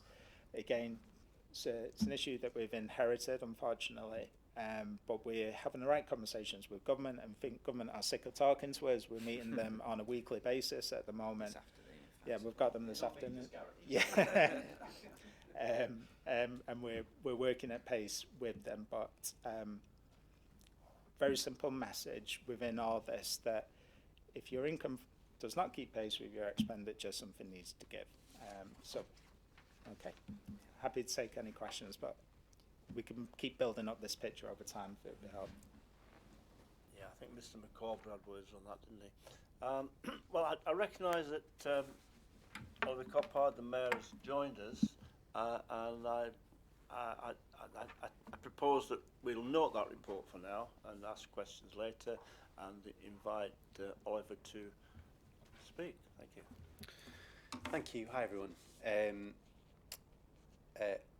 I appreciate this is probably not a common approach, but I just thought it was worth reflecting just briefly on the stabbing that we've seen yesterday, and just given that this is a public meeting, clearly sending my condolences to the family of the victim, the whole school community, and I know that you would share those comments. It was an awful thing to see happen, and the police are clearly working closely with the school and the community to undertake the investigation. But right now, our thoughts are with the victim and the whole school around All Saints. I wanted to give you an update on a few of the things that have happened. I'll try and be brief because I know we've not got a huge amount of time, and I want to leave as much time as I can for questions, and there will be a number, I'm sure. A few updates. Mayoral Council, chaired by Angela Rayner, was held here in South Yorkshire, which was really positive. All of the UK mayors pretty much were there. We held that out at the AMRC, which was great to be able to show the Deputy Prime Minister around those facilities. We had discussions around tackling child poverty, getting people back into work, growing the economy, and clearly English devolution. And those conversations clearly continue outside of that meeting. We also met with the Orgreave Truth and Justice campaign. The government have committed to an inquiry into the Orgreave incident, and hopefully to get a modicum of justice for those people that were there on the day. I've actually had a letter from the Home Secretary today inviting me for a meeting with the Police Minister to talk about how they're going to take that forward, and that's positive. Also held a meeting for the Mayoral Innovation Exchange in South Yorkshire at the AWSC, where again all the mayors were here in South Yorkshire talking about how we can take forward some of the work we do together, on some of those things. And we had a conversation about health and health data, we had a conversation about EV bus manufacturing, and we had a conversation about planning, housing, and skills, and all of those things are issues in which the mayors can work more closely together. So again, South Yorkshire leading the way. Held meetings with Andrew Gwynn, Minister for Public Health and Prevention, down in Westminster. Andrew was very positive about South Yorkshire's work in that space. The English Devolution White Paper, as I think you'll know, identified South Yorkshire as a leader when it comes to health and work, and the way in which we've aligned health priorities with PCC priorities, and made sure that we are fundamentally sort of taking some of the barriers out of that system. We're now working with Andrew to see what more we can do with the government to potentially pilot some of their approaches here in the region. At the same day, met with Simon Lightwood, Minister for State for Local Transport, Simon was hugely positive about South Yorkshire again. The government have put more money into South Yorkshire in terms of bus revenue, which is really welcome, so I was grateful to Simon for that. And I've made clear, though, that that was not enough, despite the increase, and we need more, so hopefully landed that message, as well as talking about things like CRSTS2, capital funding, and the need for more certainty on that funding in particular, and Simon recognises that. Talking of buses, we've completed our bus franchising consultation, which I'm proud to say is the biggest public consultation of its kind in the country per capita. Over 7,600 people responded.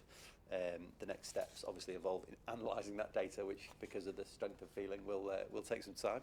It was overwhelmingly positive, but we'll need to look at that in more detail, and then we will be taking a decision on our bus franchising in the next few weeks. The police and crime plan consultation is also underway and just closed, in fact, sorry, and that was a consultation on my priorities as the person now with those responsibilities.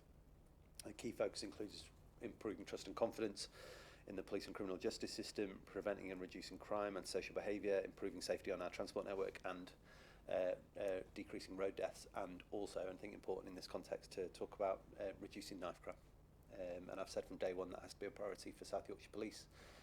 The number of knife crime incidents in South Yorkshire is all too high, and we need to crack down on that. Police precept consultation closed yesterday. This year, the government said they expect the police precept to be increased by £14 a year for a Band D property. That works out about 27p a week for a Band D household. But the majority of households in South Yorkshire, about 57%, are, as I'm sure you know, Band A, where the increase would just be 18p a week, which is good news, I think. South Yorkshire's police precept is amongst the lowest out of 43 forces in England and Wales. I've said time and again, we need to take a look at how policing is funded in this country. I think the model is not one that benefits South Yorkshire. You'll have heard some of the challenges from Gareth just now, clearly, but those challenges are exacerbated by the way in which South Yorkshire is expected to fund the legacy costs of things like Hillsborough and CSE and Rotherham. I think they were national incidents that happened in South Yorkshire, and I think it is right for the government to step in to help fund some of those legacy payments to the families rightly. But I also think that the way in which the local funds are expected to pay for policing disadvantages South Yorkshire because of our low council tax base. Also just worth saying that at the MCA Board last week, we considered a number of key items, including the English Devolution White Paper, which I'm happy to talk about, and the brilliant work we've been doing on skills and employment programmes, which was presented to the board. I think that was a really positive presentation. And then last but not least, let me just briefly touch on the Chancellor's growth speech, which happened last week. I was really grateful to Rachel for including in that speech her support for our plans to develop South Yorkshire Airport City. The support from the government could, I think, be pivotal in our 10-year plan to unlock the growth potential of Gateway East, reopen our airport, build a number of homes. I've been committed from day one to that plan, but it is not without its challenges, as I think you've just heard, and we've got to get that balance right between the ambition and the risk. Make sure that we are protecting taxpayers' money, but also grasping the opportunities around growth that are there with both hands, because that is our role. There will always be risk in some of these projects, and that's absolutely right. That's why we're here to accept some of those risks. But at the same time, we've got to do that in the right way, and that includes doing more independent work to understand those challenges and what that looks like, and work with the government to see exactly what their support could do to help reopen the airport. The last government didn't help us at all, which is why we ended up losing 800 jobs and all the wider impacts on the community. But this government, I'm proud to say, have stepped in now to say they will support us, and that is hugely welcome. So there's a bunch more things I could talk about. Happy to take any questions, but that's my update. Thank you very much for that, Oliver. Where shall we start? Yes. Yeah, thank you, Chair. It's nice to see you in the flesh, by the way, Oliver. I've usually seen you on the screen more than in the flesh, but yeah. More tired. Good of you to give us the time. I too applaud what Rachel Reeves has said, because I'm representing Doncaster at the moment. But one of the things that the four authorities and Simca alone can't develop what we need to develop in terms of employment opportunities for our youth, or even the older people that need to change careers. So what actions are we taking to attract private investment, which is what we sorely need? Thank you. Thank you. It's a very appropriate question. Look, the people that create jobs in this country, in our region, are the private sector.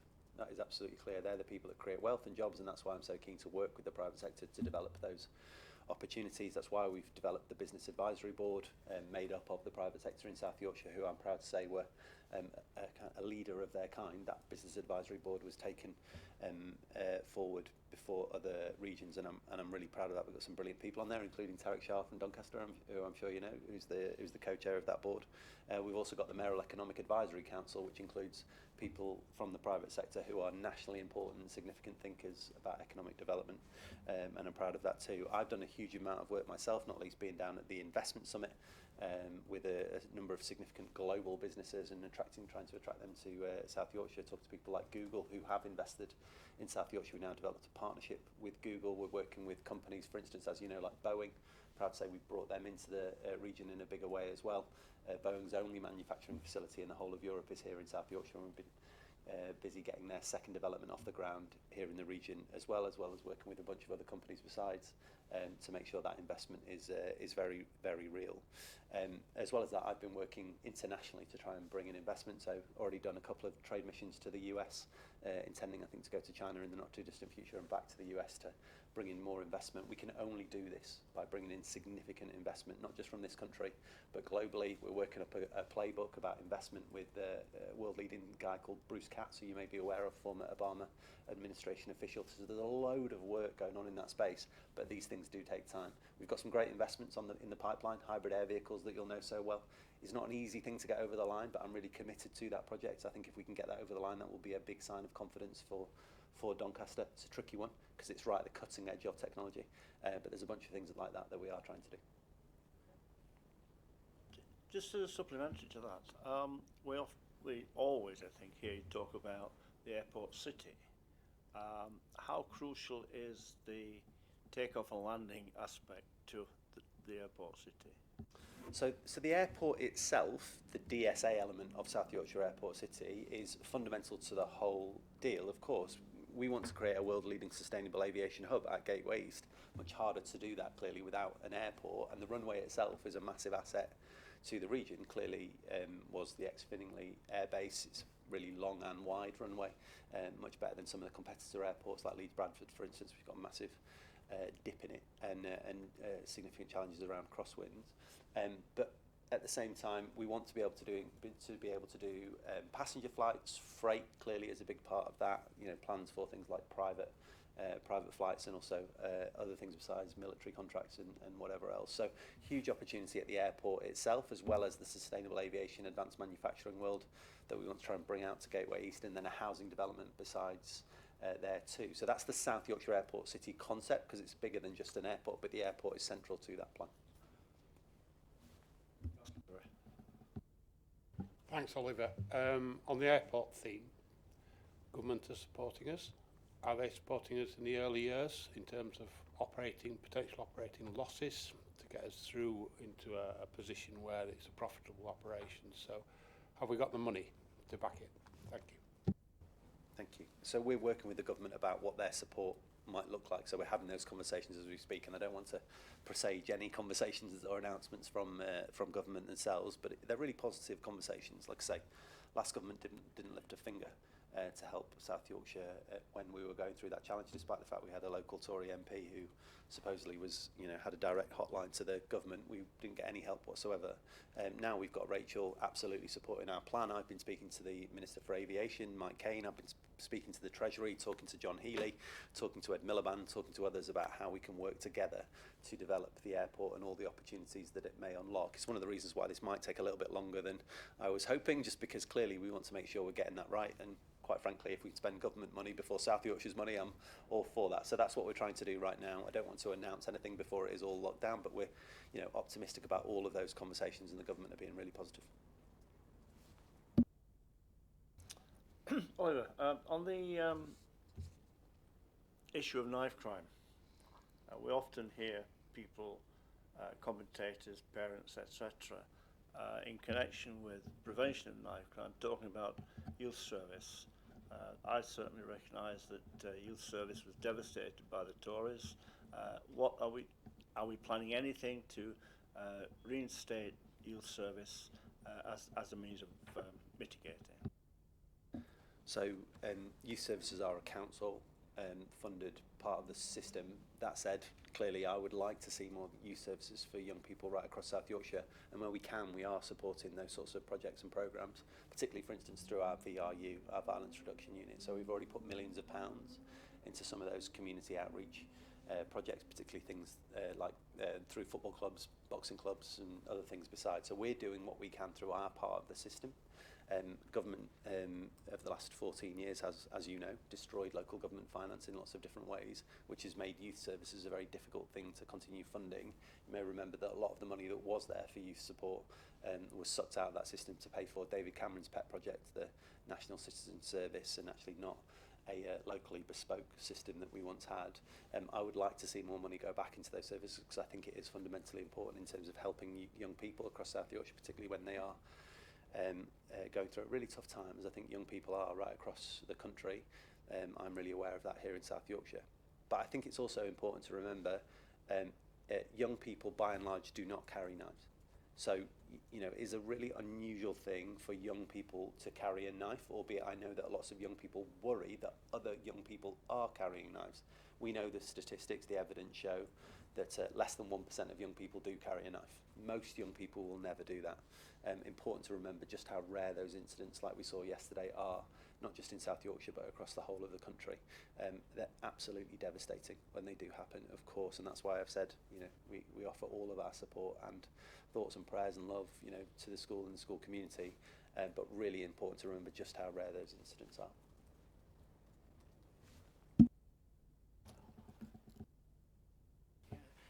Thanks very much for coming to talk to us today, Oliver, when you're even busier than normal, and I know we all share your thoughts about the terrible incident yesterday.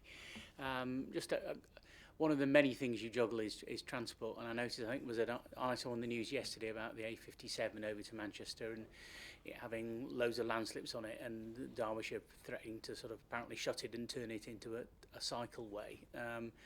Given that it'll make the connectivity over to Manchester even worse, and we all know in this room, we've already had a road via Mamtor shut for over 40 years now due to landslips, which I'll be sarcastic and say I can't think of a road in the south that would be shut for 40 years due to a landslip, but it happens up here. Maybe too soon, but have we got any ideas on, I know we're trying to improve the train connectivity, there's now, again after 60 years, going to be a bypass around 3 miles of the road the other side of the Pennines, but in terms of connectivity to Manchester, is there any signs of anything being done? I think it's such an important question, and your point there is absolutely right. Two of the biggest cities in the country, potential economic drivers for the whole of the north, connected up in a way which frankly belies belief, doesn't it really? It really does. The Snake Pass is a road I'm sure we've all used any number of times, and you get stuck behind a tractor and you're just done for, aren't you? So let alone when there are landslips, as there are increasingly, and my understanding is that the engineering challenge there is a very real one. I've asked Andy Burnham and Claire Ward for a meeting about what we can do collectively together to try and solve some of those problems and work with government in order to fix those issues. You're right, there have been upgrades, for instance on the Hope Valley line. Significant amount of money was spent by the last government upgrading the line itself, but very little attention was paid to the stations at either end, meaning actually it's essentially kind of not a brilliant investment, given that actually it doesn't increase capacity in a meaningful way without that investment in the stations themselves. And I know in Manchester we're seeing some of that, we want to see more of that in Sheffield, but this is why some of those challenges are so real and so acute. We've already lost from South Yorkshire the connection to Manchester Airport, a direct connection to Manchester Airport, meaning Sheffield and Doncaster are the two biggest cities in Europe, is my understanding, without a direct rail connection to an international airport. Just another reason why we want to try and reopen DSA. We've got to do more on that intercity connectivity, not just to Manchester but to Leeds as well. Only one direct fast train an hour, not good enough in my opinion. Clearly we've got Nottingham just down to the south, we've got connections up to Newcastle, to Birmingham and elsewhere besides. South Yorkshire is potentially one of our biggest assets, is our spatial geography, where we are in the country. We are central to the whole of this country with the motorway network on our doorstep, but it's got to be accessed in a real and meaningful way, and that's going to take investment, and I'm going to lobby the government in that way. Thank you, Chair. I'm very interested in your comments about the pilot projects that have been run in South Yorkshire about returning people to the workplace after they've had ill health, and that's a national issue, not just one in here. But my understanding is there's a pilot project in Barnsley that's been developed. When do you think we Initiated in Barnsley. Well, when do you think we might be able to demonstrate to the rest of the country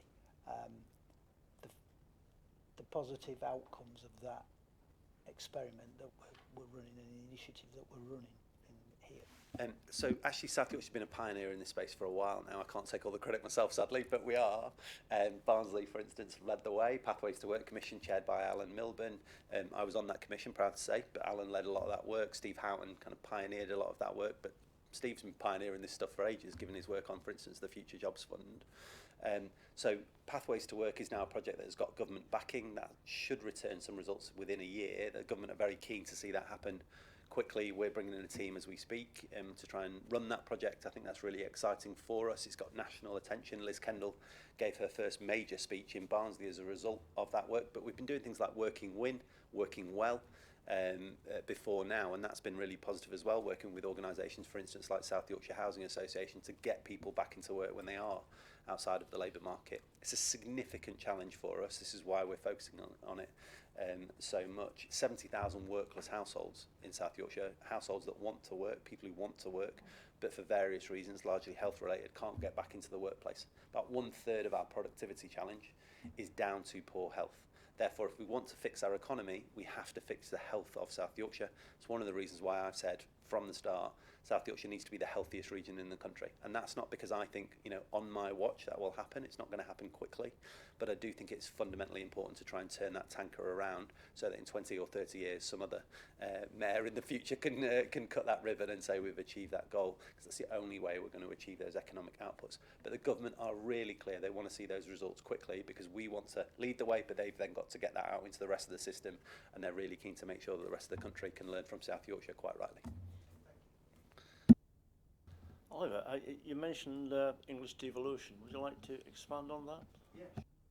Yeah, of course, absolutely. So really positive actually about the English devolution white paper. I'll be completely frank, I wasn't always sure that the English devolution white paper would be quite as ambitious as I think it's turned out to be. I've seen some of the iterations of that work and had conversations clearly in the background as that work was being developed. And clearly these things are, difficult because there's loads of different departments juggling loads of different priorities, all held together by Angela and her team at MHCLG, and clearly with the support of the Prime Minister.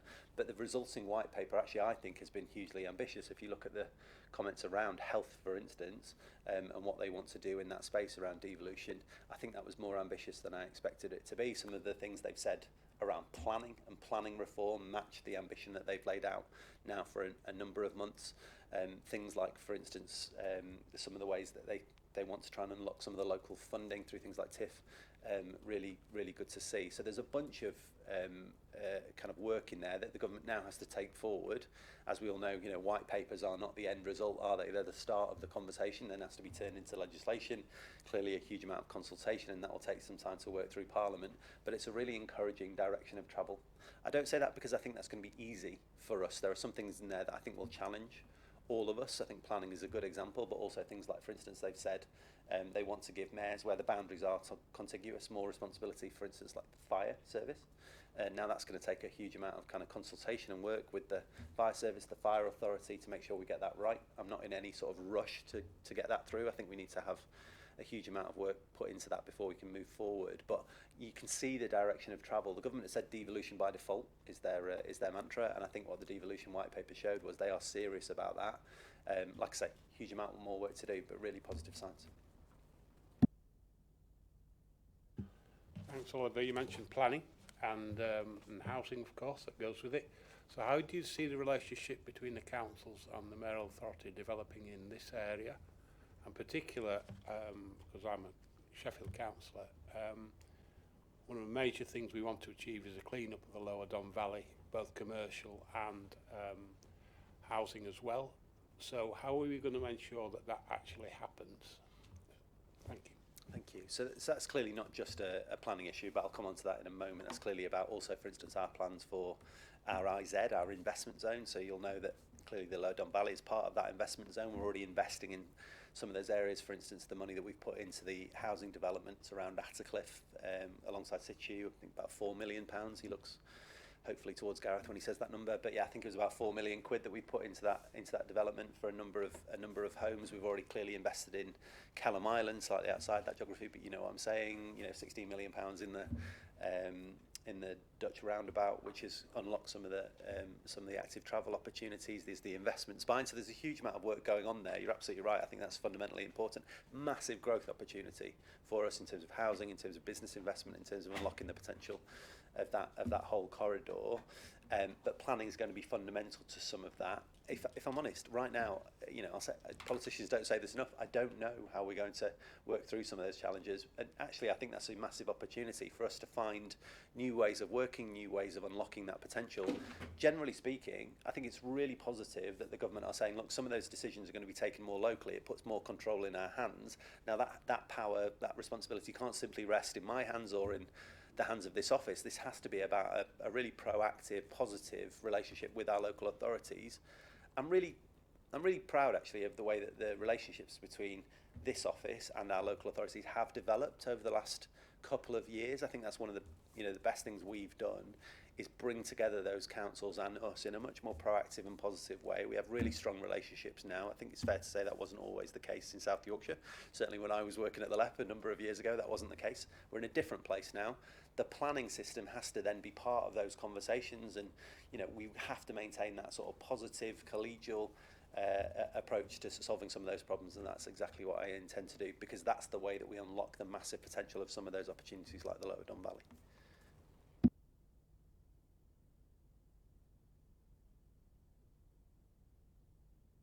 We've had you for half an hour. Are there any further points to the Mayor? I think we've had our allotted time. Thank you very much for that, Oliver. Very I appreciate the questions and giving me the time. I appreciate it. All right, thank you.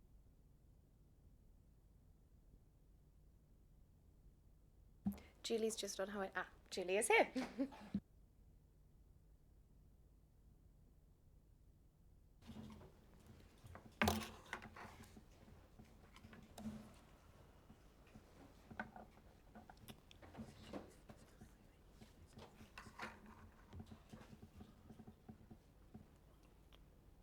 Has the video been paused?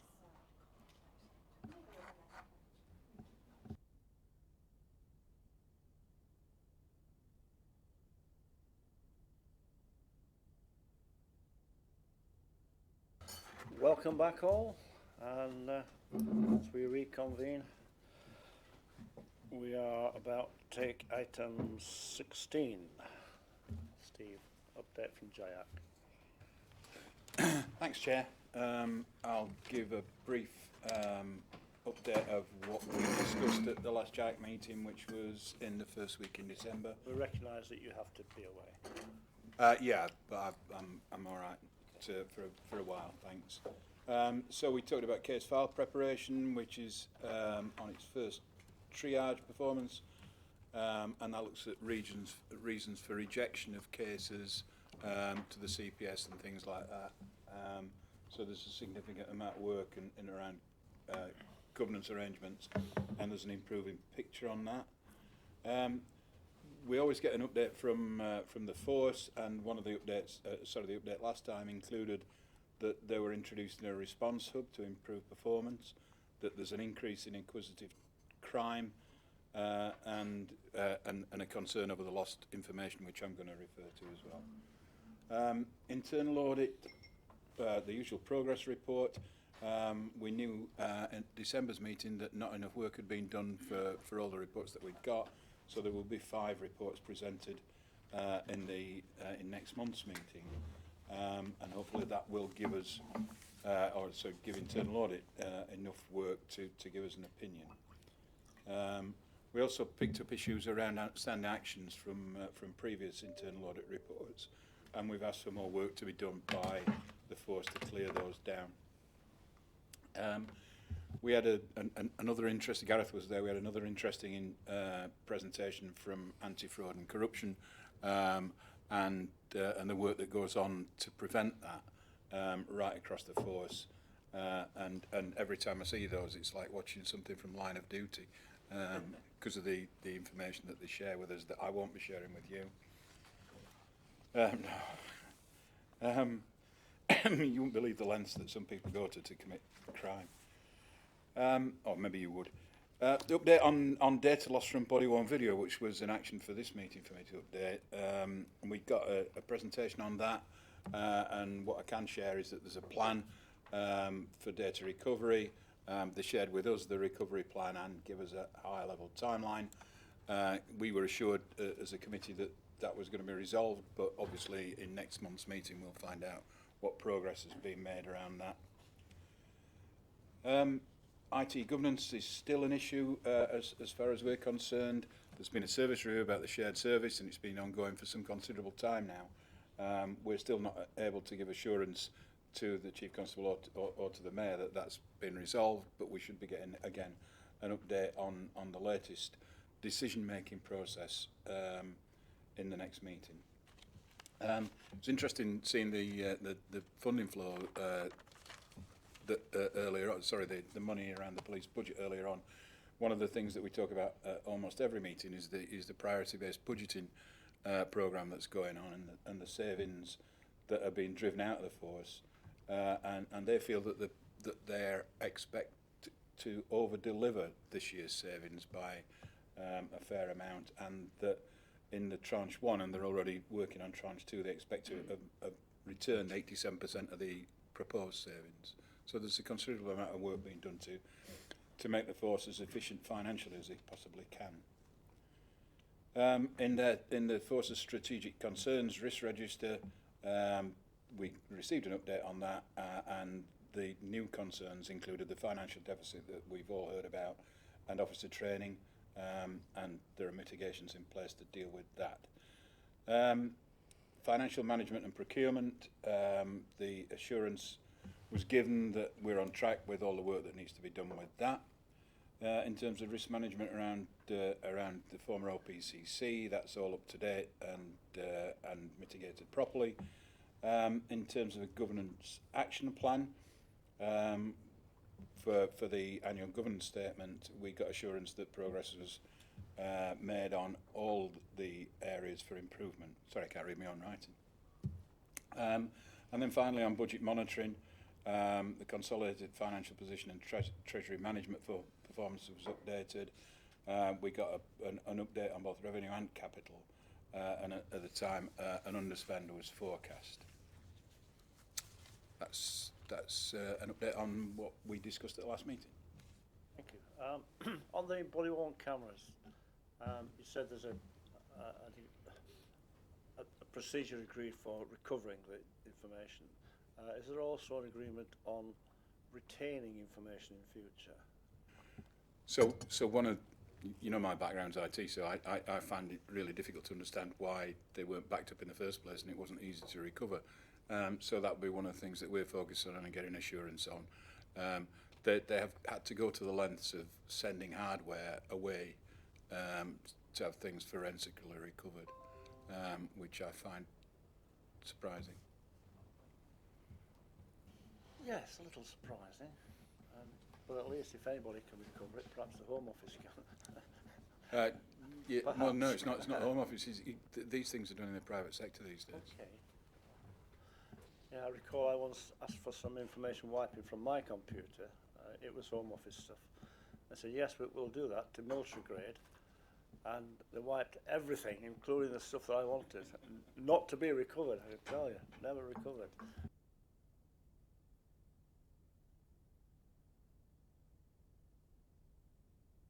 Did I hear you say you were going to give us some money back? Going to give you some money back? 87%, you said. Savings. No, that's been the priority-based budgeting has been separated into different tranches. Tranche 1 is coming to a close, and they expect to have achieved about 87% of the projected savings that came out of that. Tranche 2 is being worked up as we speak. So it's not real money. Thank you. It's cashable. Cashable. Yeah, they're all cashable savings, aren't they? It's, when I was talking to the police and crime panel yesterday, one of the slides that we cut from the pack in the interest of brevity was a bit about mitigations to the budget deficit. And I think we're lucky is the wrong word, but we're fortunate to have what I described as a mature savings and efficiency program already in place while we're managing these issues. And I think there's around £3.4 million worth of savings that have been baked into the budget for 25-26, so they are very real savings. It's not so much getting rid of people as making sure that we're working as efficiently as possible. So it's some good work that's happening in force actually, and we're quite interested in seeing what lessons we can learn in the MCA about how they've gone about it. Thank you, Chair. Just following up what you said about police efficiency. In the presentation before we broke, I think you said that there wasn't a central procurement function that can get economies of scale by buying big. I thought there was some sort of national initiative where they're all going to buy the police cars in one job lot, and that was how they were going to get discounts through. Yes, so there is a function called Blue Light Procurement that SYP is signed up to, and by extension the MCA. It doesn't cover everything. So one of the interesting things that I've found with my involvement in recent months is things like the data management system, records management system that's now required, things like the communication system that makes the radios work and things like that. There are very few suppliers who can deliver what is required. It's very specialist. You know, you're talking 2 nationally, and these guys are outside of the blue light arrangements, so it's very difficult to find cashable efficiencies in terms of procurement exercises on a lot of the force equipment. But things like mass purchasing, things like uniforms, some officer equipment, and things like the cars, where there clearly is a ready market, yeah, that is managed through blue light. But it's big spend elements of the policing budget that there's not a huge amount of market competition available. There was a regional procurement service, shared service, wasn't there, that closed down last year. So a lot of the procurements come back. And whilst there are those efficiencies in some areas, every single force has a different way of specifying uniform, specifying various different bits of kit and things like that. So it's difficult to get a nationwide look at that. And they will have different assessments of which vehicles are best used in what terrain and those kind of things.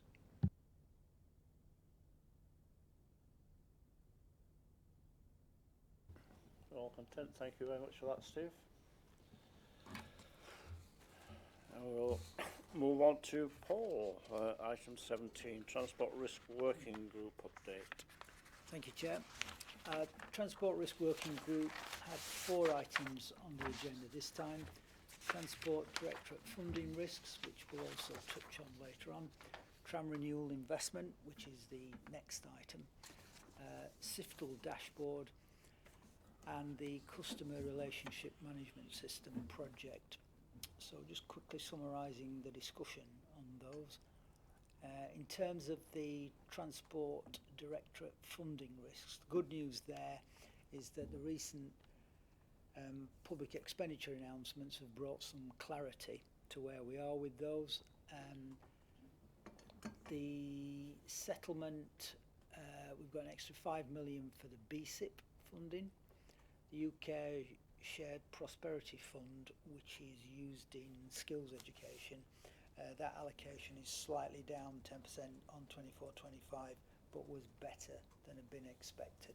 And we've also had the investment zone funding confirmed.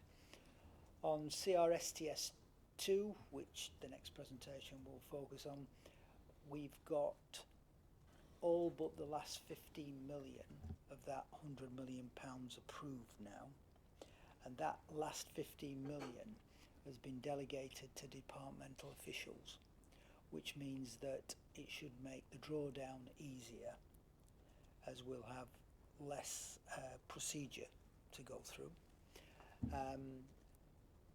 And therefore I think that reduces the risk that the authority is going to find itself in a position where it might have to underwrite expenditure in advance of the central funding being received.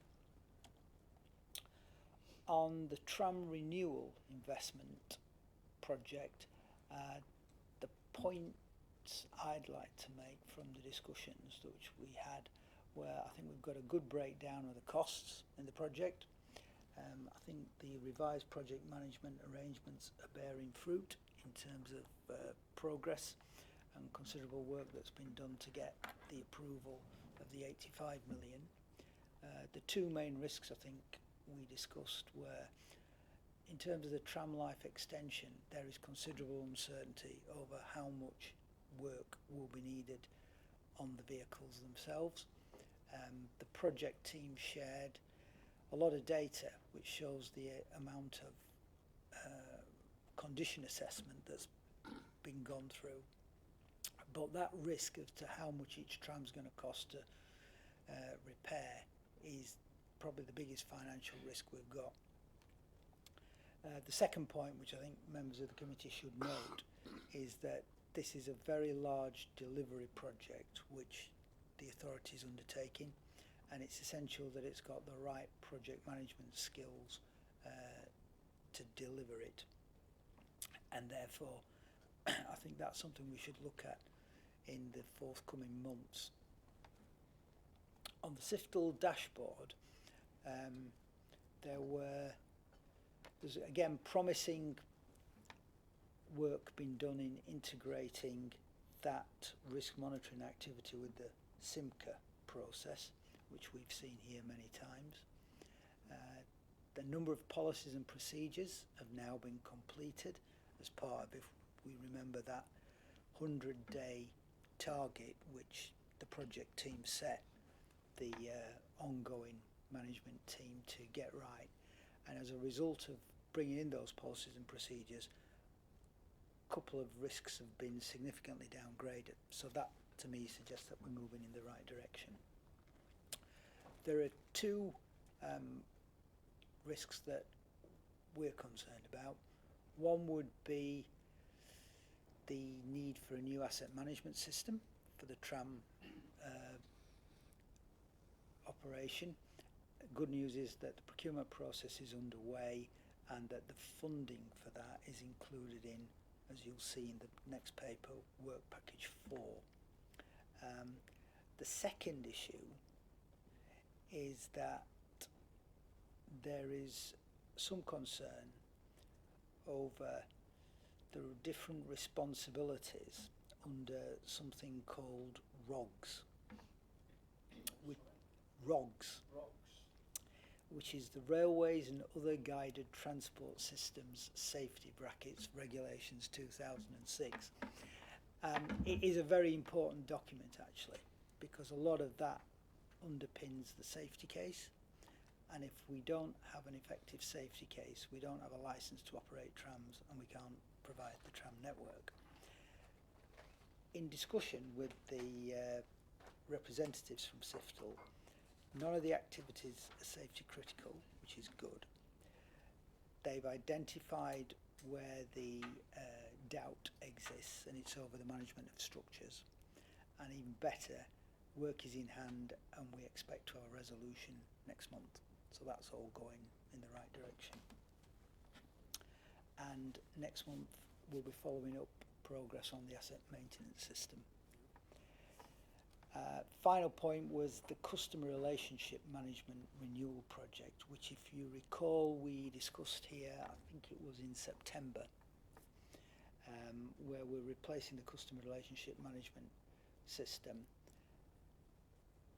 There's been a bit of a hiccup in terms, I understand, of getting approval for the project internally within MCA, but that has now been resolved. However, we've lost further time, and as a result of that, the project team now accept that the time scale is tight, which I think, Steve, you described when you first saw it. It was tight. It's something, therefore, that TRWG has asked for a revised project plan to be submitted at the next working group meeting, and I also note it's on the work plan for the March meeting of this committee. So we'll see where we are at with that and what actions are necessary to make sure that we deliver that project in time. But I think that's something which previously I think we've been more relaxed about its progress, that perhaps the committee needs to spend more time on looking at it. Anything else you wish to add, Mike? Thank you very much. Then I'm happy to take any questions. Any questions? Well, you were talking earlier, Paul, and I understood you to say that CRSTS2 funding is now largely secured. That's what you said. Yes, you meant CRSTS1. CRSTS1 is, sorry, my apologies. Right, okay, yeah. right, that stops my question then. Okay. which is a question for Eugene next time. What happens about the CRSTS2 funding doesn't happen? We're 100 million in and got 500 million to go, but I'll let Eugene think about that for the next presentation.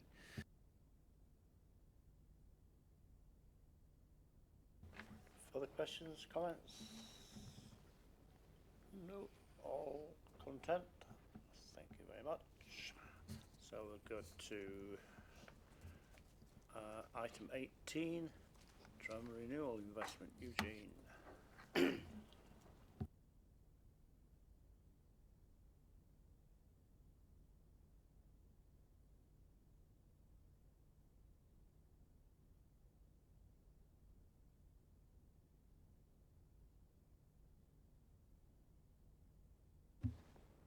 Okay, can you hear me?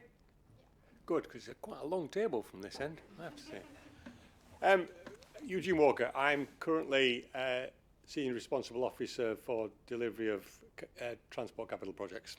Did the report. Just briefly, I think Paul did a rather good job of presenting my report for me, including the good news that we've secured quite a lot more of the funding. The only thing I just highlight on the back of Paul's report is he's absolutely right. There's a big delivery capacity issue in the team. The good thing is I think the success with DFT about getting the funding and the delegation of further approvals allows us some more time to focus on that. That delivery requirement is an issue for the transport team. It's also an issue more corporately because the size and scale of the project, together with potentially bus reform coming up, is a big issue for the organisation as a whole. So obviously we're doing a lot of work with the corporate teams as well, finance and others, about what we need to do about scaling up activity to make sure we can, the exciting news of the massive amount we'll be able to deliver, hopefully not just on the tram but on bus reform, is a big delivery capacity issue for the MCA, and I'm sure it's something you'd want to look at. And then funding wise, just thinking about your question. Oh, sorry, by the way, one more thing on delivery capacity. So obviously I'm an interim. There is currently in the transport team no permanent senior manager. So people may have noticed we are currently out to recruitment for a director post. That is the permanent thing I'm covering temporarily, and also a number of assistant directors, and that should give us more continuity and strength in the transport team. Funding wise, the question on CRSTS2 is probably not just for me because it's got a much wider impact. It's probably one more for Mike and Gareth. Obviously, the further 527 million of funding for the tram is reliant on CRSTS2. We had an OBC last May, which gave outline business case approval to that, but it's still obviously subject to further approvals through to full business case. But the MCA, as I'm sure Mike and Gareth can explain, is very dependent more widely on CRSTS, so it's not just a tram issue, and then it gets all very mixed up with the proposals from government around a single settlement. So I think I'll hand that one over, if that's all right.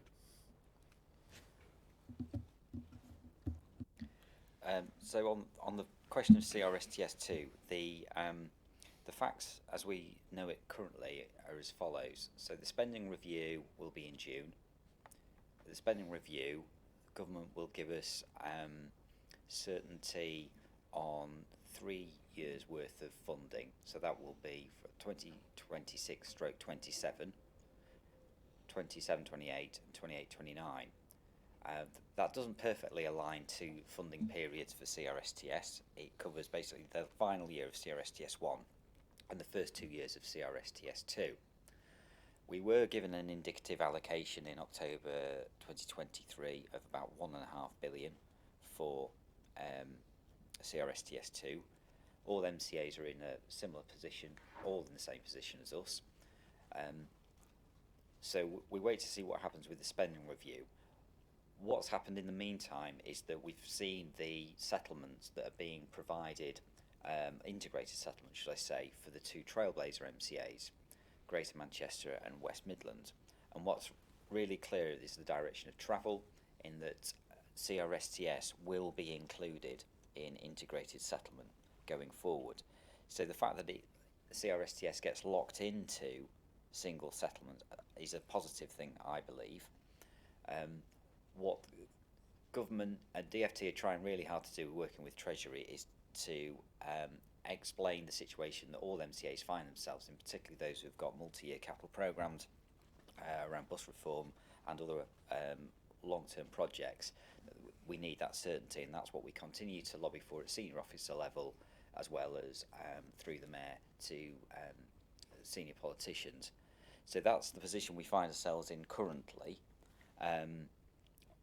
Obviously, what is reassuring, though, is that we know that we can finish the first 100 million of asset renewal with a lot more certainty than we had previously. So that's what we're working towards. We're going to continue working with DFT. We speak to them on a monthly basis, and we continue to keep pressing the case.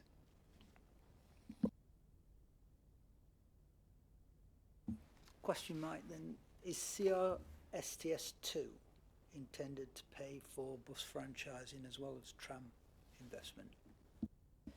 So back in January last year, the leaders discussed how we would indicatively allocate that £1.5 billion, and absolutely, as part of the process going through the assessment stages of bus reform, we wanted to make sure that we had the certainty for bus reform, because we know with the ageing bus fleets, as you know, Paul, it's clocking on for about 13 years average vehicle life now, bus depots to acquire as well. We're going to need to put in some significant upfront investment. So yes is the short answer. 350 million is what we deem we would require from CRSTS 2 for the initial phase of bus franchising.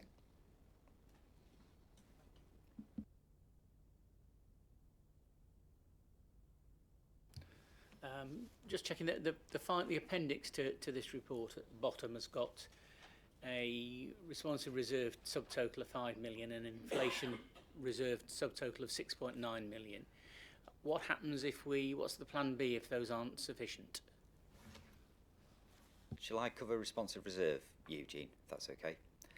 So responsive reserve, just to recap, was put in there at our request because we were concerned that when we were going through concession end, there was a really high risk of emergence of failing assets that would not necessarily have been picked up prior to the 22nd of March handover.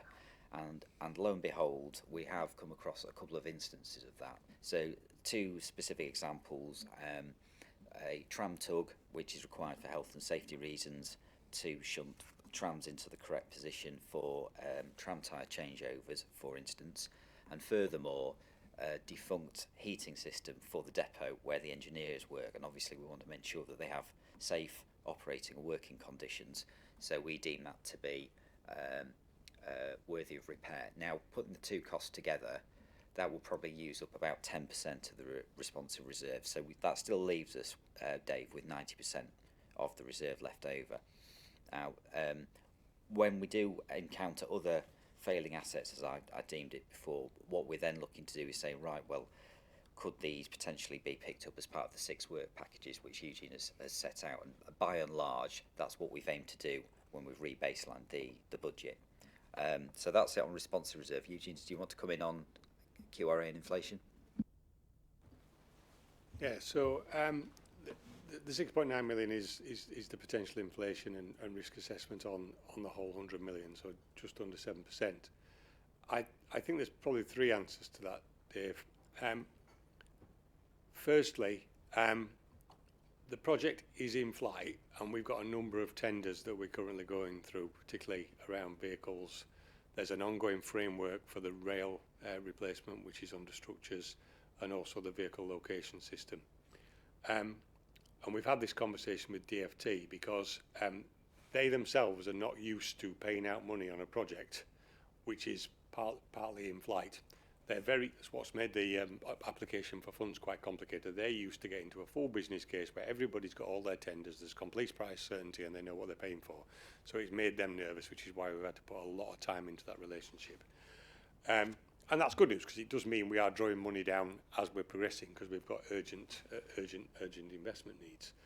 But obviously, as we go through those tenders and sign them up and firm them up, we are reducing inflation risk. So we're doing that anyway as we go along throughout the process.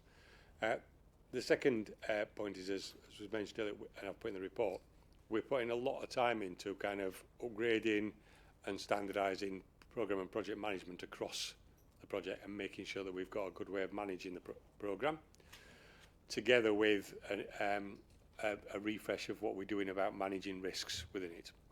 And that will allow us, put it down as a risk, but we also are using the way the project management processes to make sure that we're adapting the programme as we go along. And there are elements of the programme that are fairly fixed, but there are other elements, in particular the structures, the rail replacement, while there are things that happen, such as over January with brakes, etc., we've got the ability to shape the programme and manage how much we're doing exactly within this first 100 million. And we have, as part of all these discussions with DFT, answered exactly that question, which is the moment we said we will not spend more than 100 million to reassure you because they are worried about risk. We're saying we're not coming back to you. We have the responsive reserve. We have an inflation risk. And they've kept asking. And they've kept asking if we reprioritise the other projects. And at the moment I've said no, we wouldn't, because that is a wider MCA decision. We are keeping within the 100 million. We will programme manage to keep within that. And that's the basis for doing it and making sure that we've got the good project management in place to adapt spending to need.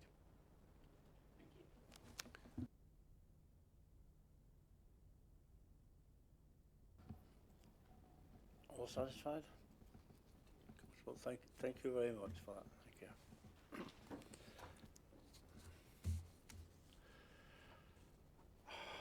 Item 19, Claire. You're on. Thank you, Chair. So this is the regular risk management monitoring report, but we've brought this as a narrative report this time on the strategic risks and other risks that were impacted or had dependencies on the autumn budget announcements. Most of the paper's been covered in Paul's update and Eugene's paper there, so I'll take it as read, and if there's any other questions, happy to field them out to Gareth and Mike.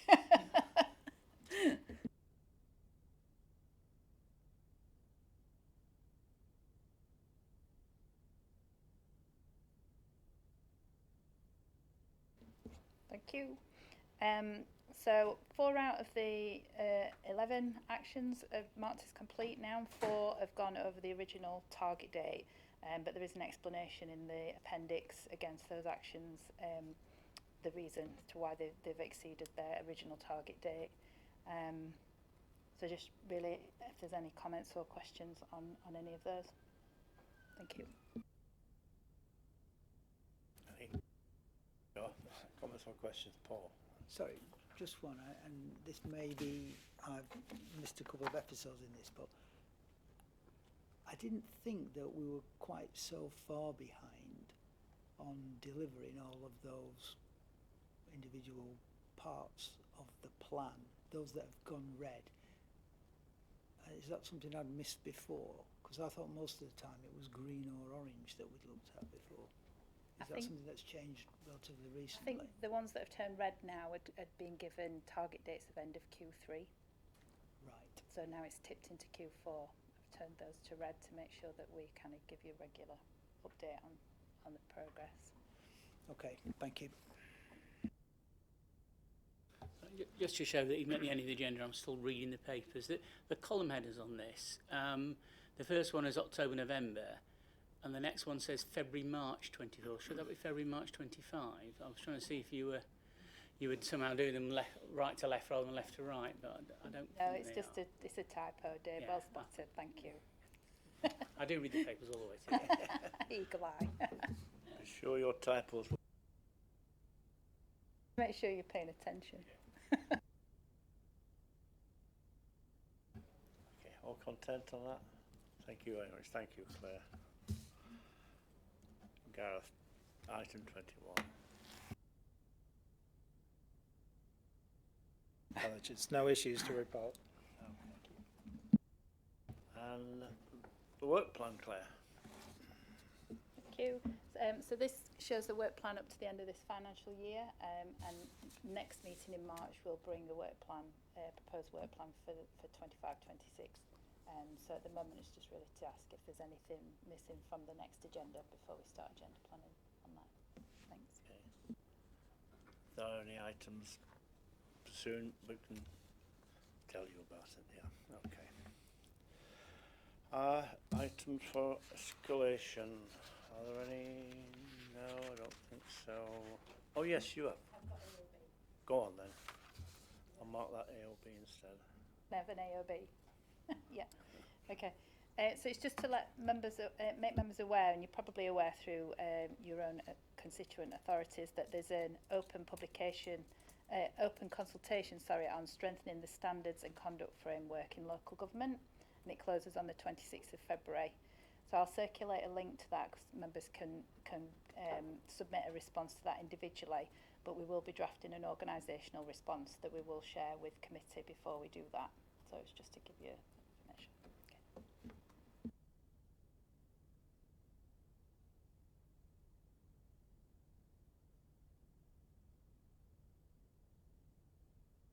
End of the agenda, it does.